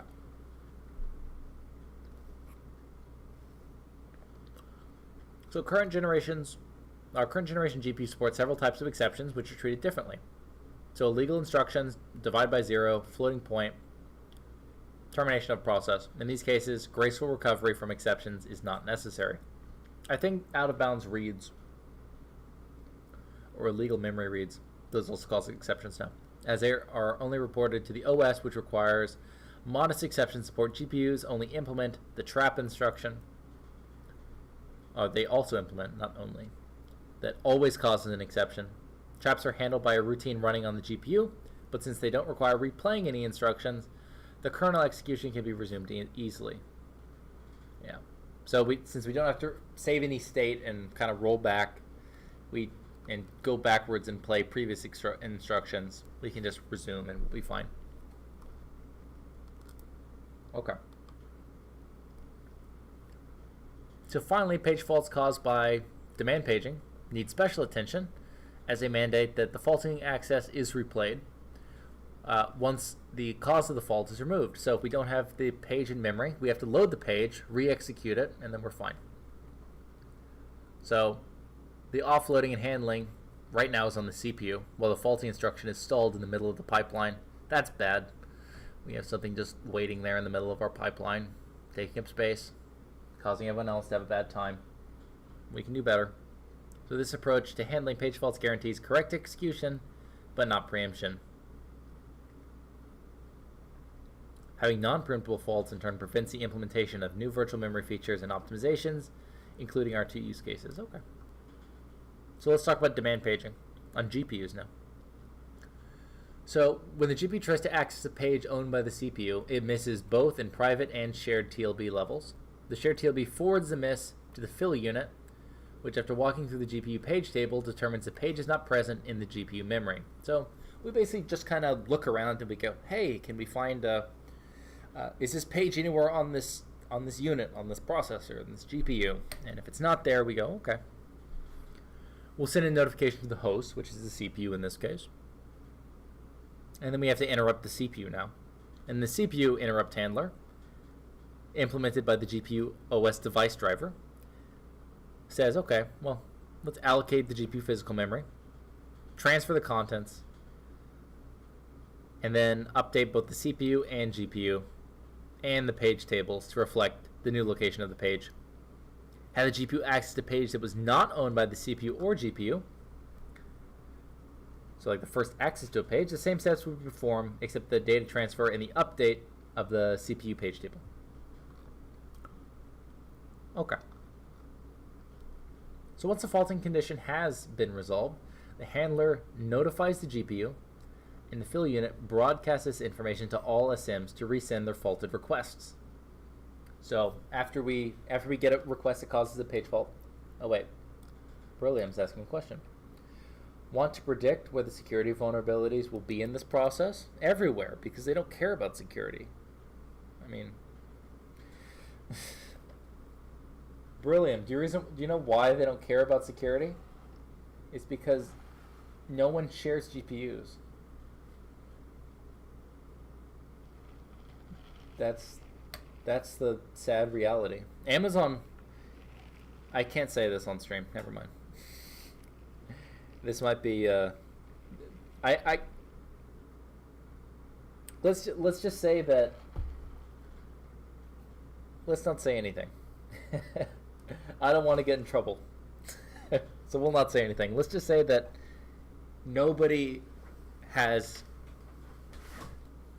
secure GPUs, and there's a little bit of motivation to move that way, but nothing terribly motivating at the moment, at least at the present moment. So what's our motivation in this case? Well, page faults are good.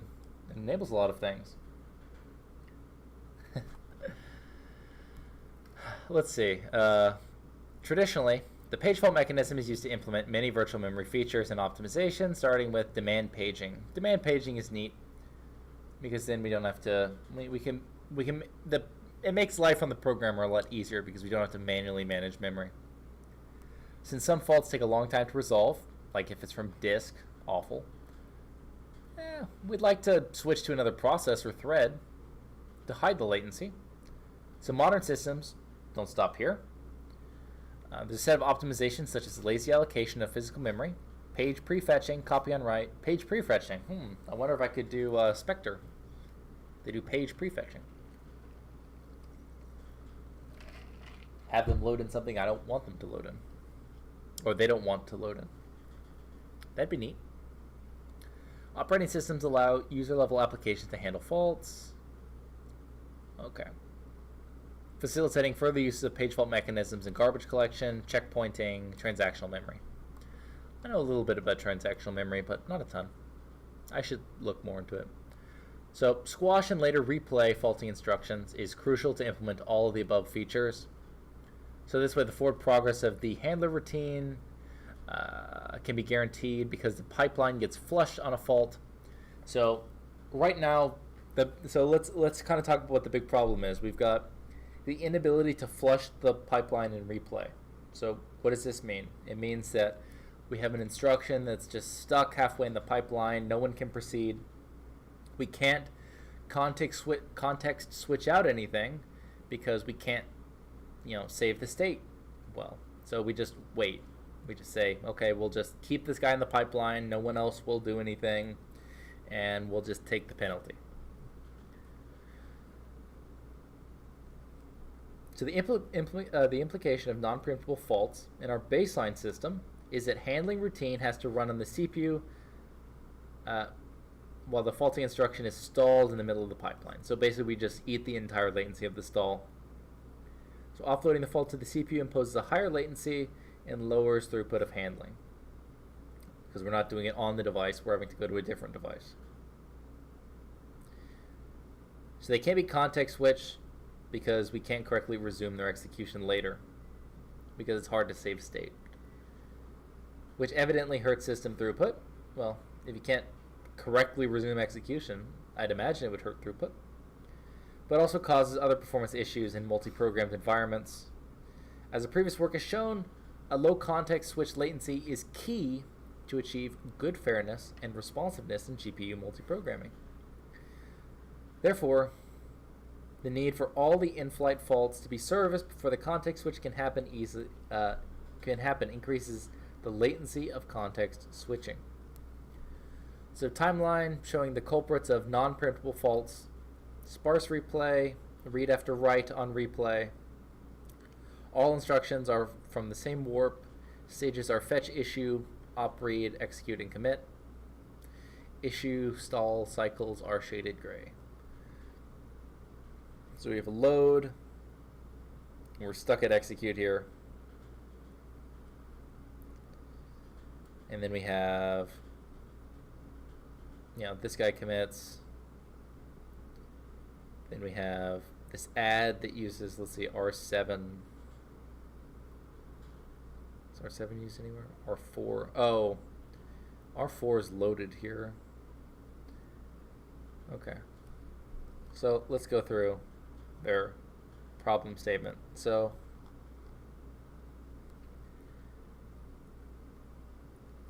let's start from the beginning. So the problem statement, let's go over that diagram. To understand why exactly the baseline pipeline prevents preemptible faults, let's consider the simplified pipeline in figure 3. The oldest instruction in the program order, A, goes through the fetch, issue, opread stages and arrives at global memory pipeline for execution. The global memory pipeline is deep variable latency at some point, cycle 10 for example. A page fault will be detected. The following instruction, B, is independent, so this subtraction, R9 and 4, it can just go on and commit. Remember, they issue in order, but they complete out of order.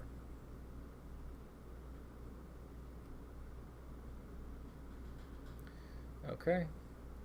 So it's issued and commits normally. The third instruction, C, gets issued normally and will also call as a page fault. It's another load, so we're just assuming that all these pages are not in GP memory. So when instruction C reads register 4,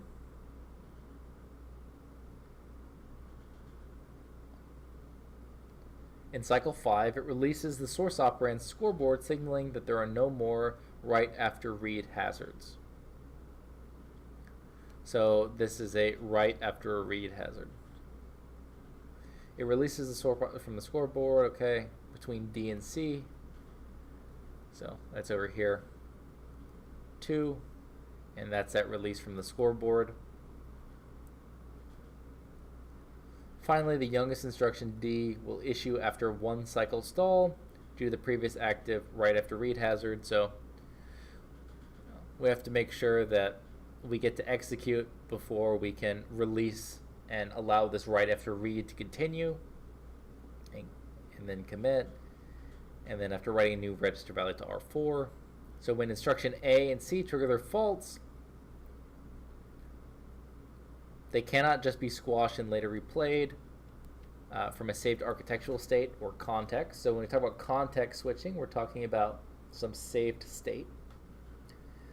The first problem is that we have to replace several faulty instructions, both the loads in A, so this load R3 from the address R2 and load into R8 from the address R4. But we must not replay instructions B and D, so we need to replay 2 of these instructions if we were to do some save and restore.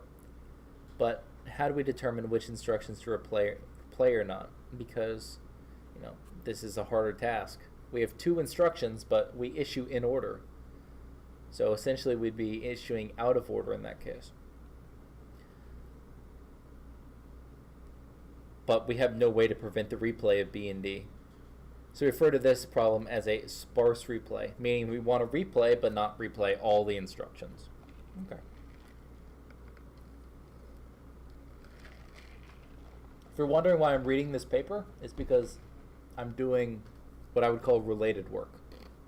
It's not anything like this, but you have to survey the field, of course.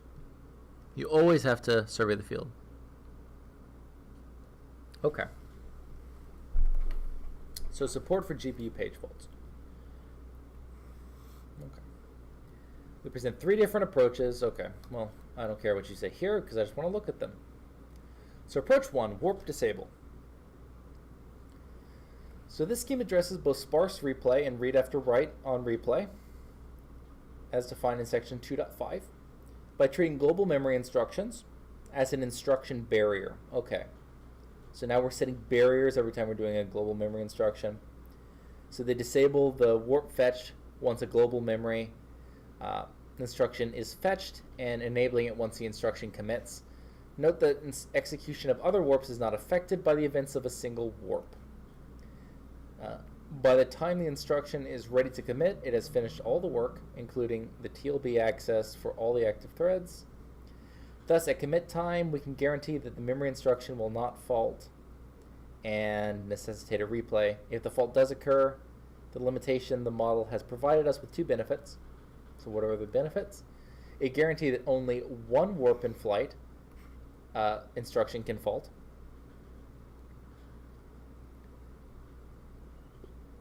And in the case of a fault, it is always the last fetched and issued instruction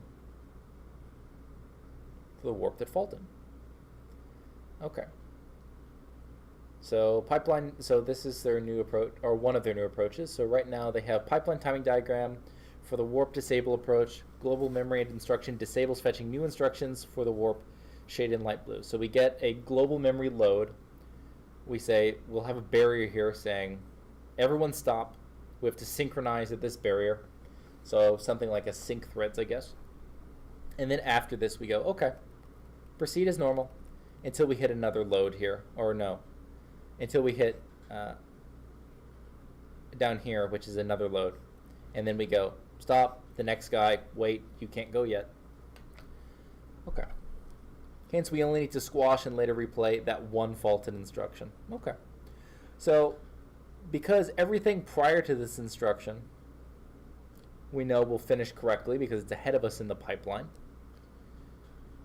and we know that nothing else has issued after us, so we have nothing else in flight, we can just replay, and we don't have to worry about, you know, having any of those previous issues. Okay. So what do they do here? So what do they talk about? Figure 5.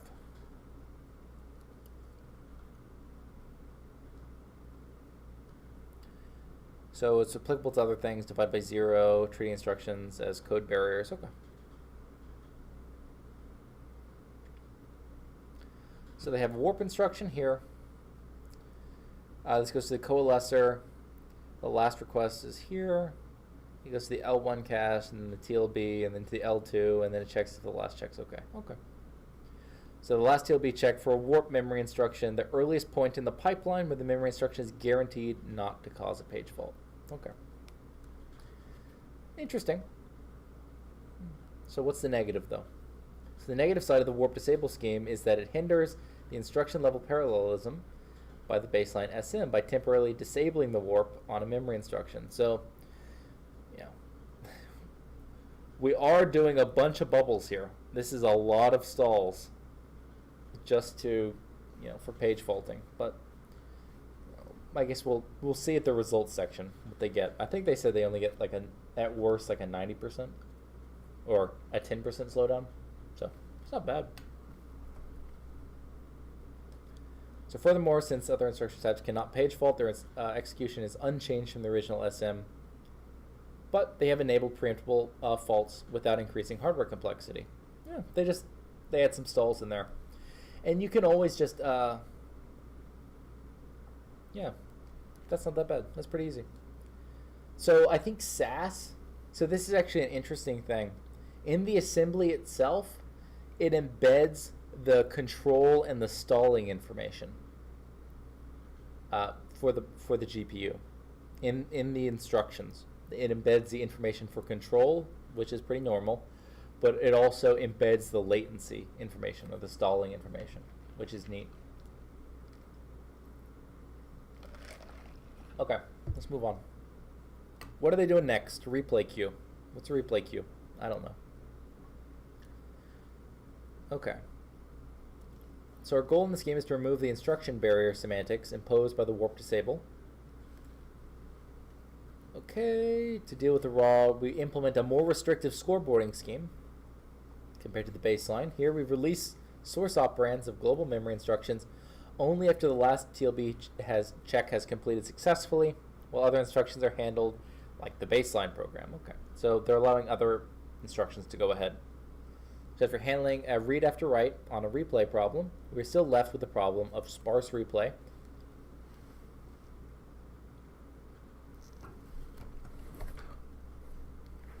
So, as shown in the pipeline diagram, for example, program in figure 6, instruction A, B, and C are fetched and issued back to back to back. Okay, so these guys are fetched back to back to back. while the youngest instruction D has been stalled over a write after read hazard on register R4. Okay, we have a write after a read right here.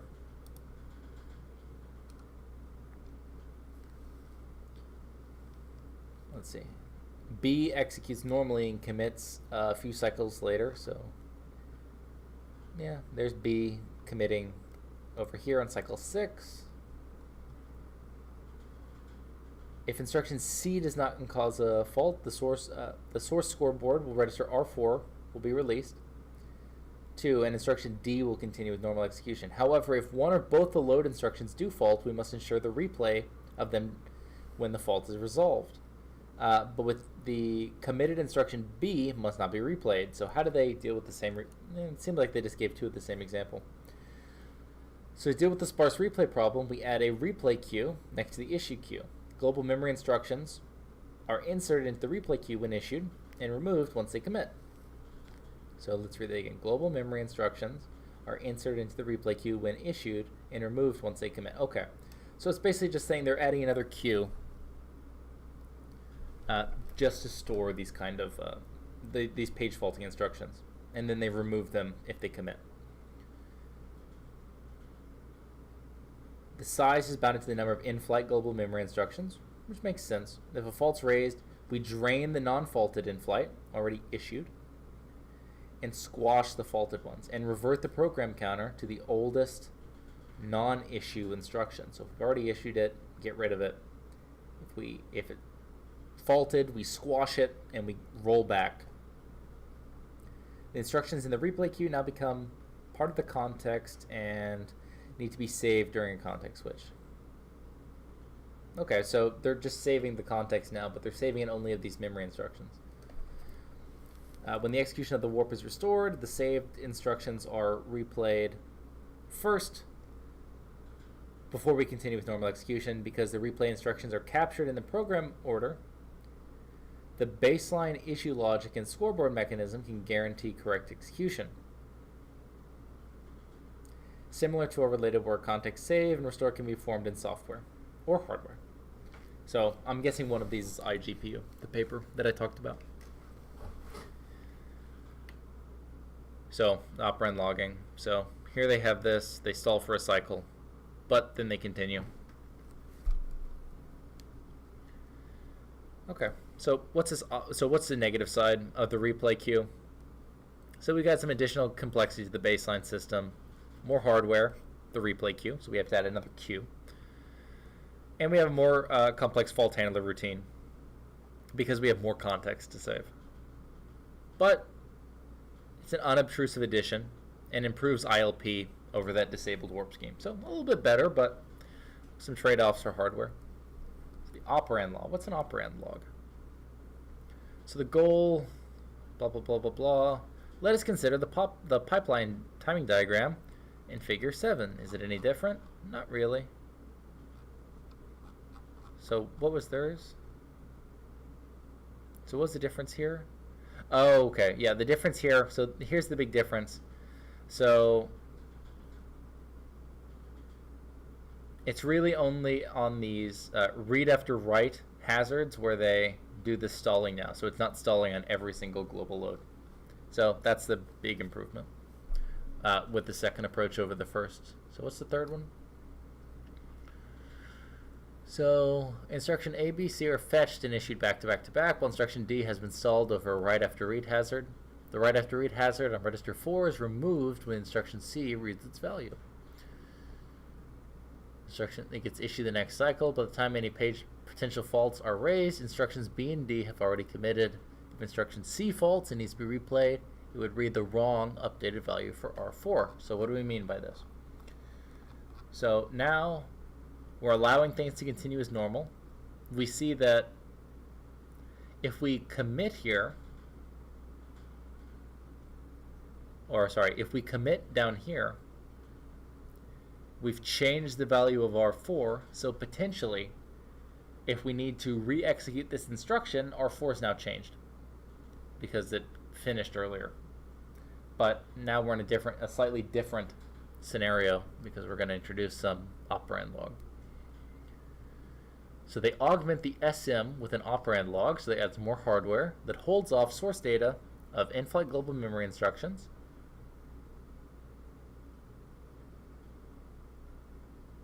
So we need the replay queue to address the sparse replay problem.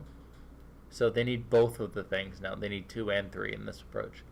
So they need the operand log just to get rid of the write after read on replay problem.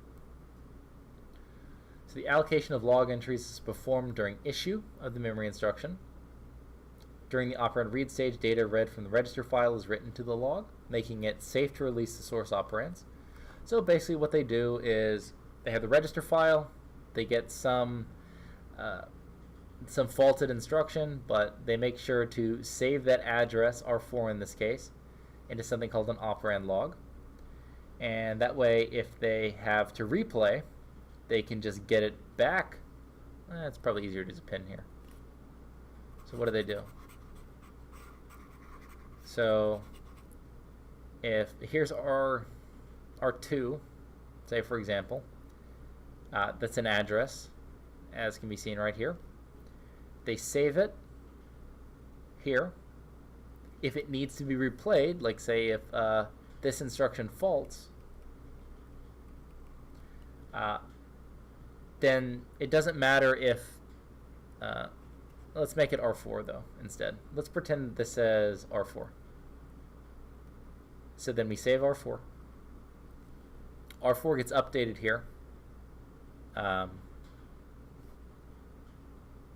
So it's whatever, it's new. So instead of using this new value though, when we do replay, we instead look at the operand log and we take the value out of there. Okay, a pretty novel idea. Which is what they talk about here. Okay. So let's see. The log is now part of the context. It needs to be saved, of course, and restored during a context switch. The negative side of the operand log is that it introduces, so we have more hardware overhead, increased context size. But now both culprits of printable fault, so both sparse replay and read after write on replay, are eliminated, achieving the performance of the baseline SM. Or near performance, at least. Or, no, never mind. It's better performance, because we allowed things to continue. So what are they saying here? So here they're saying that if this faults,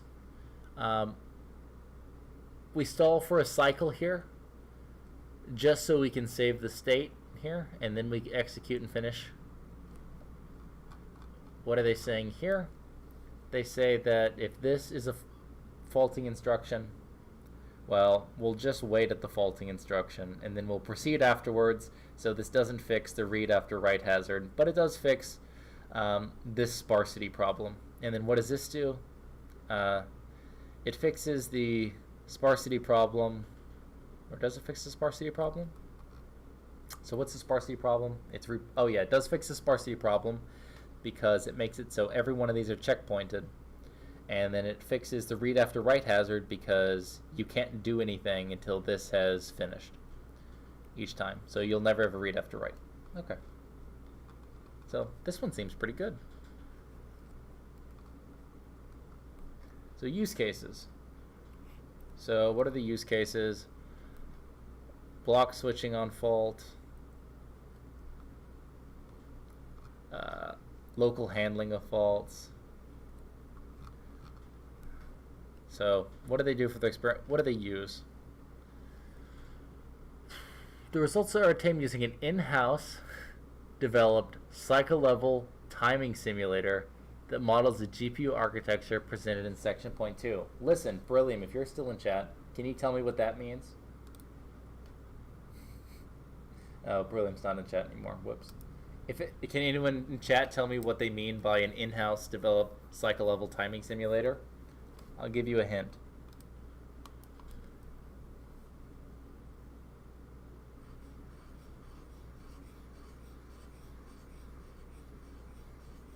There's your hint. It's probably some proprietary simulator. That's my guess. Okay. So Give me those results. What do they do this on? Pascal? 16 SMs. What? That's not a lot of SMs. What are they? Where a Kepler card? What? Not even a Maxwell? So it went Kepler, then Maxwell, then Pascal, and we're on Volta, and this.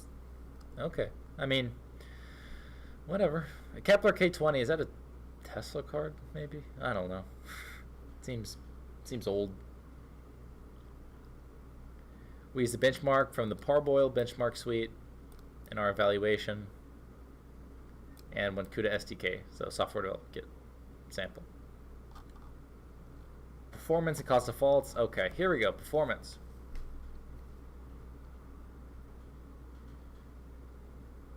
So warp disable, commit, warp disable last check, and replay queue. Oof. This guy did not have a good time. Operand log. It's not bad though. 32 KB operand log. You're getting pretty close to. You're even getting better performance in some cases. That's pretty good. Okay. Operand log, area overheads. That's fine. None of this is real. The rest of this isn't really interesting. The ideas are interesting. So what is this? Okay, so this is in a multi-GPU setup with NVLink. One cycle switch. PCIe with one cycle switch. Thread block switching on a fault system with no switching, showing NVLink and PCIe configurations with normal context switching and ideal one cycle context switching. Okay. Does a pretty good job. Okay. Performance improvement when handling faults to pages that are backing up dynamically allocated memory. So with local GPU, you get like 4x improvement with PCIe. Yeah, okay. So some use cases, scalability related work. Okay, so let's look at their conclusions. So what do they get at? What do they do? So 3 different approaches, 2 bad, 2 incomplete, 1 complete approach. Different trade-offs, of course, in terms of hardware requirements. I think everyone would go with the third one, though. 90% of the baseline performance with no added complexity, and 99% with a relatively small change in area. So this 9% is, I would say that's a decently big chunk to get pretty much exact performance. They looked at potential use cases. Besides the use cases, the exception support for GPU opens the door to further facilities provided by the operating system to become more available in GPU code. So, makes programming easier. Nice. We did it. We went through. We did the paper. That's fun. Everyone have a good time reading that paper? I had a pretty good time reading that paper.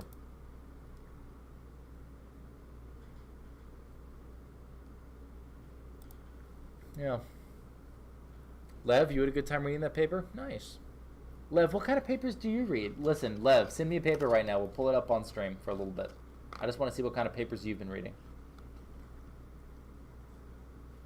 Link or ban? Link it.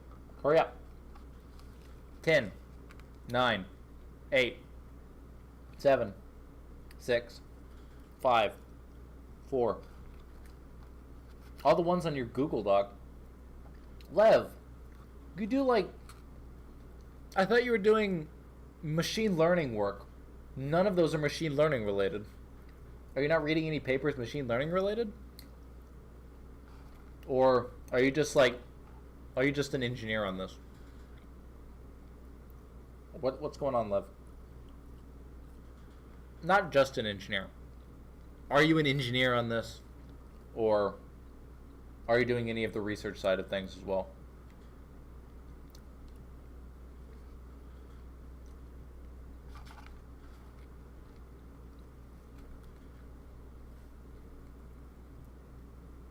I'm going to switch to my other screen.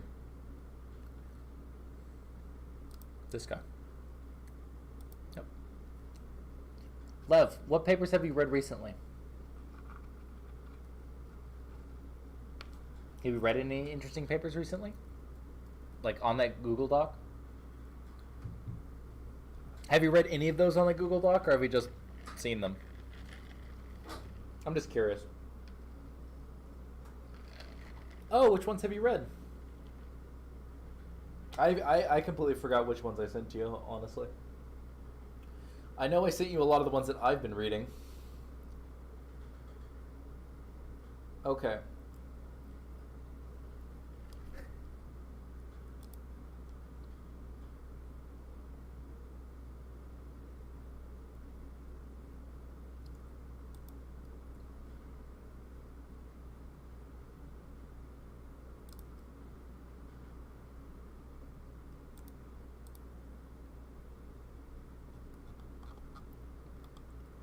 So you're saying that you've looked at them but you haven't read them. You said yes, but I asked 2 questions. I'm guessing you've just looked at them.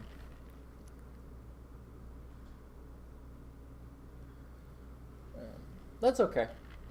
You've tried reading them? What happened? But it went over my head. Lev, everything goes over everyone's head. You just have to treat it like I read this paper. Lev, did any of this paper seem to go over your head?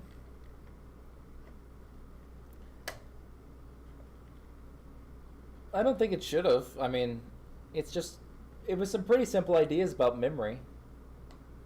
It was like, hey, we have a page full. What happens when you have a page full? We've got to go grab it from someplace. It's bad. Everything because you just got done making dinner? Yeah, that'll do it. Listen, Lev, we'll start learning together.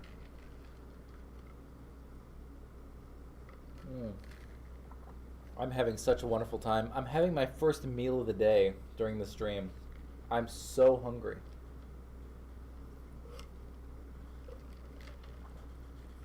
I was so hungry. I'm not even that hungry anymore. And I barely ate anything. I only had like a protein shake today, and then I got a cheeseburger and fries. I haven't had a cheeseburger and fries in like, I don't know how long, 6 months. I deserved it today. Lev, what did you make for dinner? We're all waiting. Lev, we want to know what you made for dinner. In fact, we demand it. Chicken provincial? What the heck is chicken provincial? Or Provencal? Provençal? Let's see. Let's Google it. Here we go.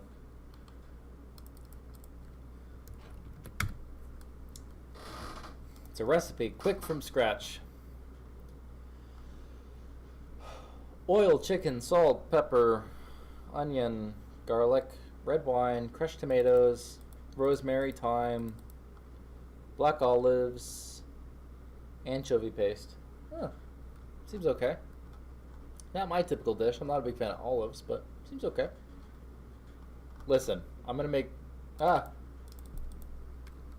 this. Have you guys ever heard of Sunday gravy before? Sunday gravy looks so good.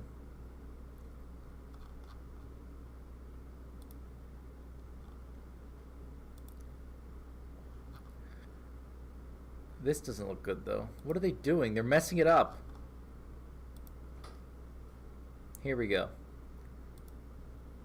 So this is like what Sunday gravy is. So basically, it's like a beef bolognese. So you cook all this meat in the pot. Oh yeah. I forgot, I switched. So this is what Sunday gravy is, in case you're unaware. So Sunday gravy, you basically cook all this meat in a pot.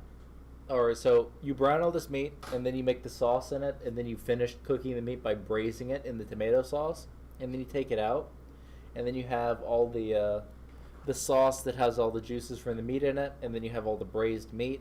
It's typically done with tougher pieces of meat, such like spare ribs, oxtail, and then like sausage and meatballs and stuff. But yeah, that's like slow braised, and then you wind up with this amazing sauce. and then also all this meat that's been braised. I've been meaning to try it because it seems like a fairly good economy meal, but also a very delicious meal. A lot of these pictures, though, make it look really bad. They do a really poor job presenting it. Mainly because they all use spaghetti for some reason. Spaghetti's like the worst noodle. I honestly think that spaghetti is objectively the worst noodle. I would never use spaghetti. I actually hate spaghetti. Give me a real noodle. What else can we cook? Oh, I got a chef torch. I got one of these things. So I can make like creme brulee and stuff. It's gonna be awesome.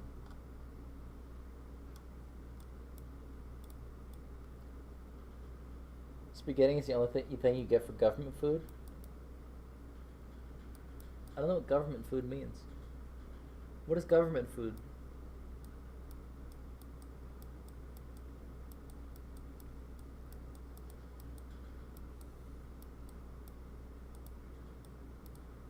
You get food from the government? When you're poor, you get food? Okay. Okay. I mean, I just personally don't like spaghetti. I'm not like saying that everyone that eats spaghetti is a bad person. I just think it's the worst noodle. I'd much rather have like cavatappi or rigatoni. Oh, your girlfriend's parents give us their unwanted government food? Okay. Oh, look, we're making this. As soon as I get a streaming PC, so you guys better donate if you want me to stream from home and start doing some cooking streams where I make like creme brulee. As soon as I get a streaming PC, we're going to be, we're going to do like creme brulee, we're going to do reverse seared steaks, we're going to do all that stuff. It's going to be so much fun. What else were we going to make? Listen, you get spaghetti, milk, and tuna. Honestly, Lev, I hate tuna. Tuna's disgusting. At least the kind of tuna I think you're probably talking about. I'm actually not a big fan of tuna. I've never liked it. Even as a kid. Angel hair is worse. Okay. Angel hair is worse. But Lev answered this question. Why is angel hair worse? Because there's a very specific reason why angel hair is worse.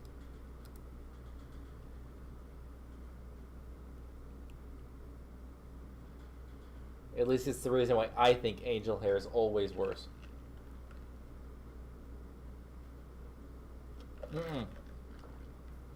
Nope. The reason why it's worse is because it's always overcooked, because nobody knows how to cook angel hair. It's so thin, people always overcook it and becomes gummy. You can keep pasta from clumping. You just throw some olive oil on it. So it's this weird thing where like people take and strain pasta and then they just leave it. They let it sit there instead of like tossing it with a little bit of olive oil and salting it. Lev, I'm poor. Listen, I'm not criticizing you for being poor. You said angel hair is worse. But we're talking about poor or not. We're just talking about angel hair pasta.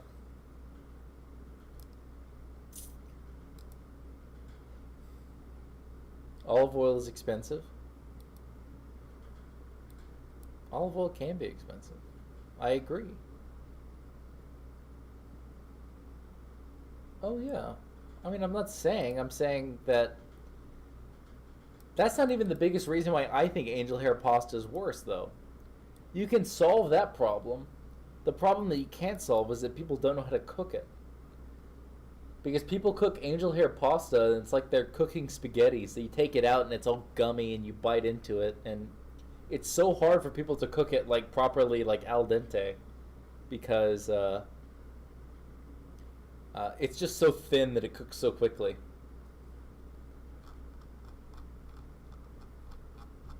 Listen, Lev, that's why you gotta move out of California. You gotta come to grad school in the Midwest, where the rent prices are low, low, low, and the food prices are low, low, low. but the educational quality is high, high, high.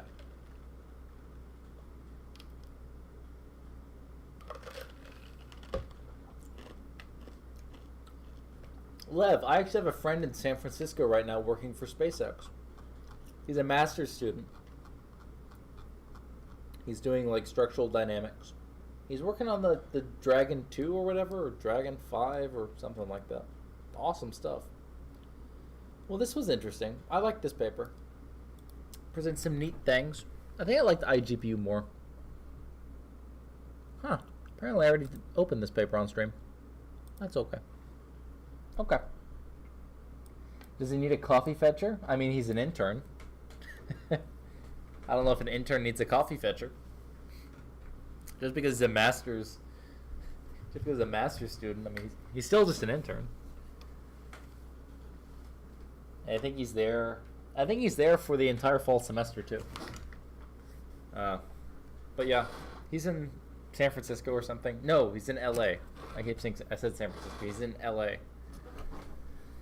I have no idea where you live, Lev, or where that is in relation to you, but he specifically only 8 hours away. It's pretty far, Lev. I can almost drive home to Texas in 8 hours. Of course, I don't have a driver's license, but theoretically, 10 hours I could be home.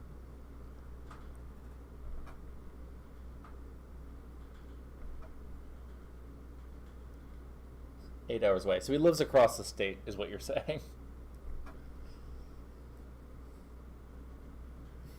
Okay. I think we had fun today. This was a pretty fun time. We're going to be doing some early EU-friendly streams soon. EU-friendly streams are going to start Monday. I have a paper for next time, I think. Share it with us, Lev. Share it with us. Where's Link? Link or ban? What do we got?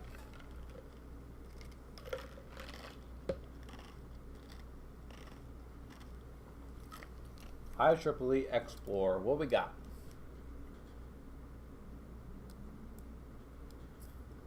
Let's turn on this thing.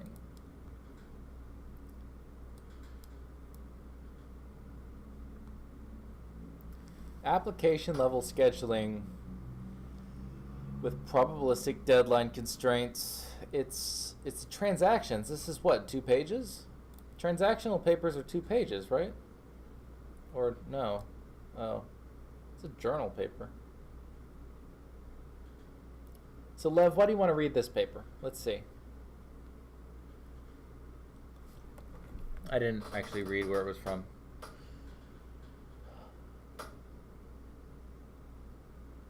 Transactions on networking. Are you interested in networking?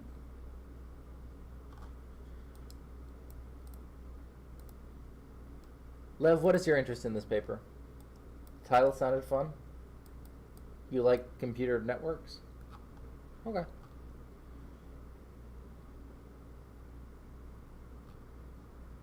Broadband, traffic. This is just going to be a bunch of queuing theory, isn't it? And information theory, right? Listen, I'll be honest with you, Lev. I'm not that great at queuing theory. It's been a while since I've looked at information theory. So what's the key idea? What are they doing here? Oops. I wanted to zoom. Maybe I can find some CV stuff. Oh, sure. I mean, if you go by the title, I mean, it sounded fun. Why did it sound fun? What about this made it seem? What about this made it sound fun, Lev?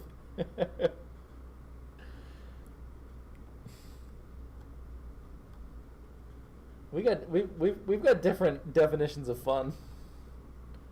Application scheduling with probabilistic deadline constraints. So it's a scheduler, and we have probabilistic Deadlines. Okay. A Purdue grad helped me on it. Helped you on what? Helped you reading the paper or doing what? I don't know what you mean by a Purdue grad helped on. Oh, a Purdue grad helped on this. Okay. Which one? Who was it? Was it? I don't know any of these people. I mean, none of these people are in my area, so. Math, sciences. Who are you? Nope. Oh, I guess I can just go here, right?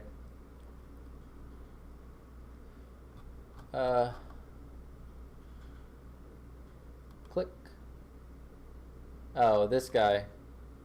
Xiaozhan Lin.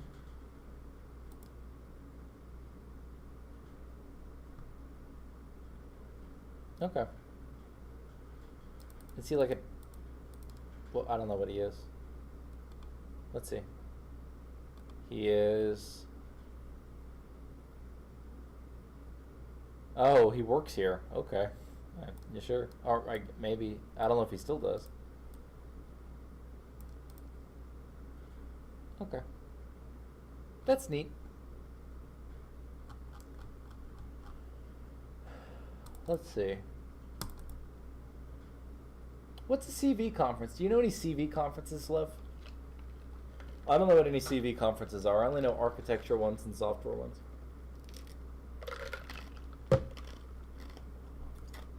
He's in a lab near me.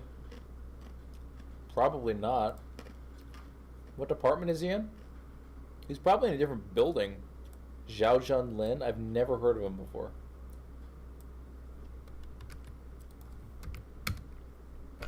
Xiaozhan Lin, Purdue. Have I seen this person before? He's in a different building than me, Lev. Yeah, I've never seen this person before.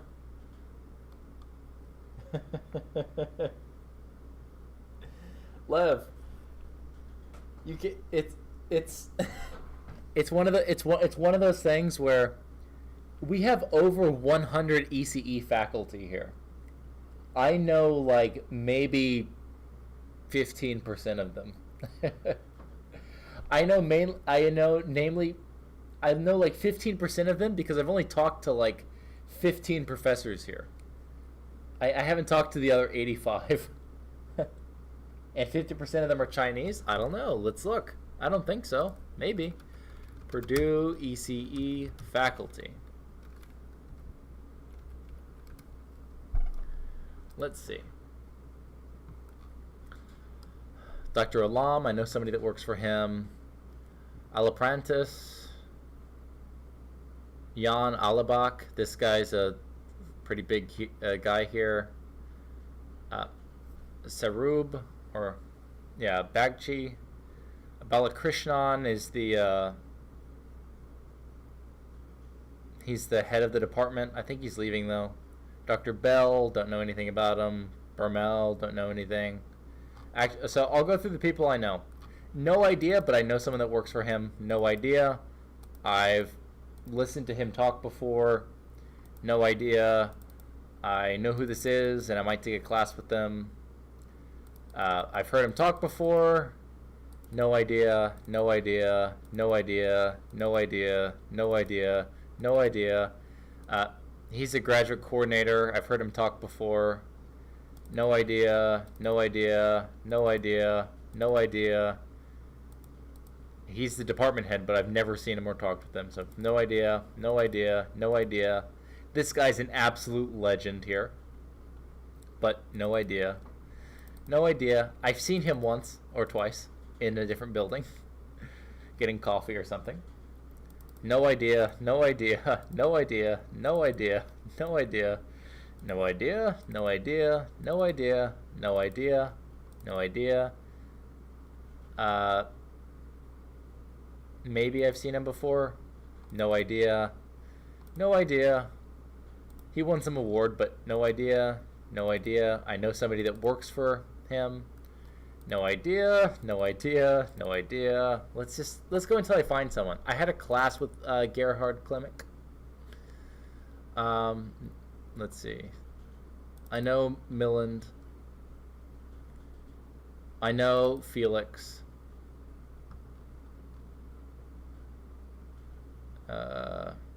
This guy's a legend here, but I don't know him.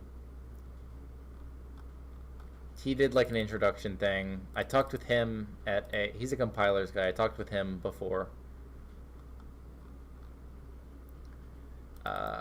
He gave a talk before. I know Zhao Kang.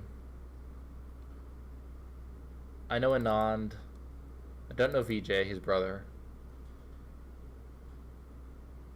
I don't know Sanjay. I know Tim.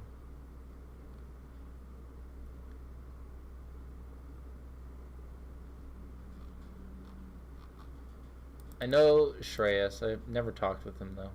I know Mithuna. I know VJ Kumar. And do I know anyone else? I don't think so. I think that's it. Yeah, that's it. So I know like yeah, I know like 15 people total. Not many.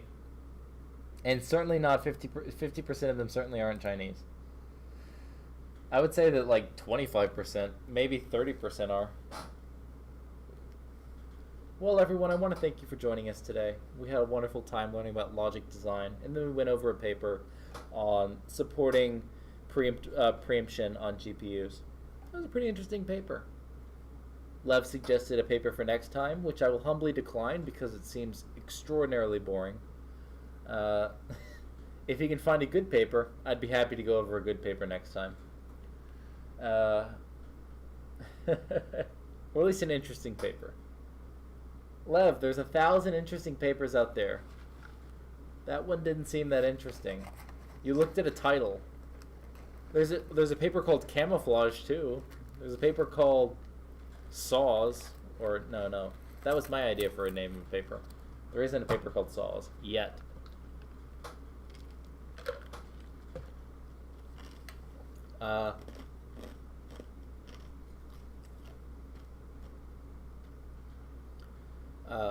There's a paper called Cache Conscious Wavefront Scheduling. That sounds way cooler than that paper that you gave me. And that paper's actually interesting. At least somewhat, I think it is. But listen, we're not here to judge papers right now. I'm here to say thank you guys for joining the stream. Give me a follow, give me a like, subscribe to me if you want to. If you want to donate money to give me some coffee sometime, I'd be happy to take it, but you're more than welcome to just enjoy the free content. I'm happy to provide it. Listen, everyone, this is Nick from Engineering Today. I'm going to sign off for now. I'll see you guys tomorrow. We're going to be learning German tomorrow. It's going to be at 5 p.m. Eastern Standard Time. We might do it earlier or midday stream, depending on how I'm feeling. I need to get in early, do some work. But guess what? I'll see you guys tomorrow. Thanks for stopping by.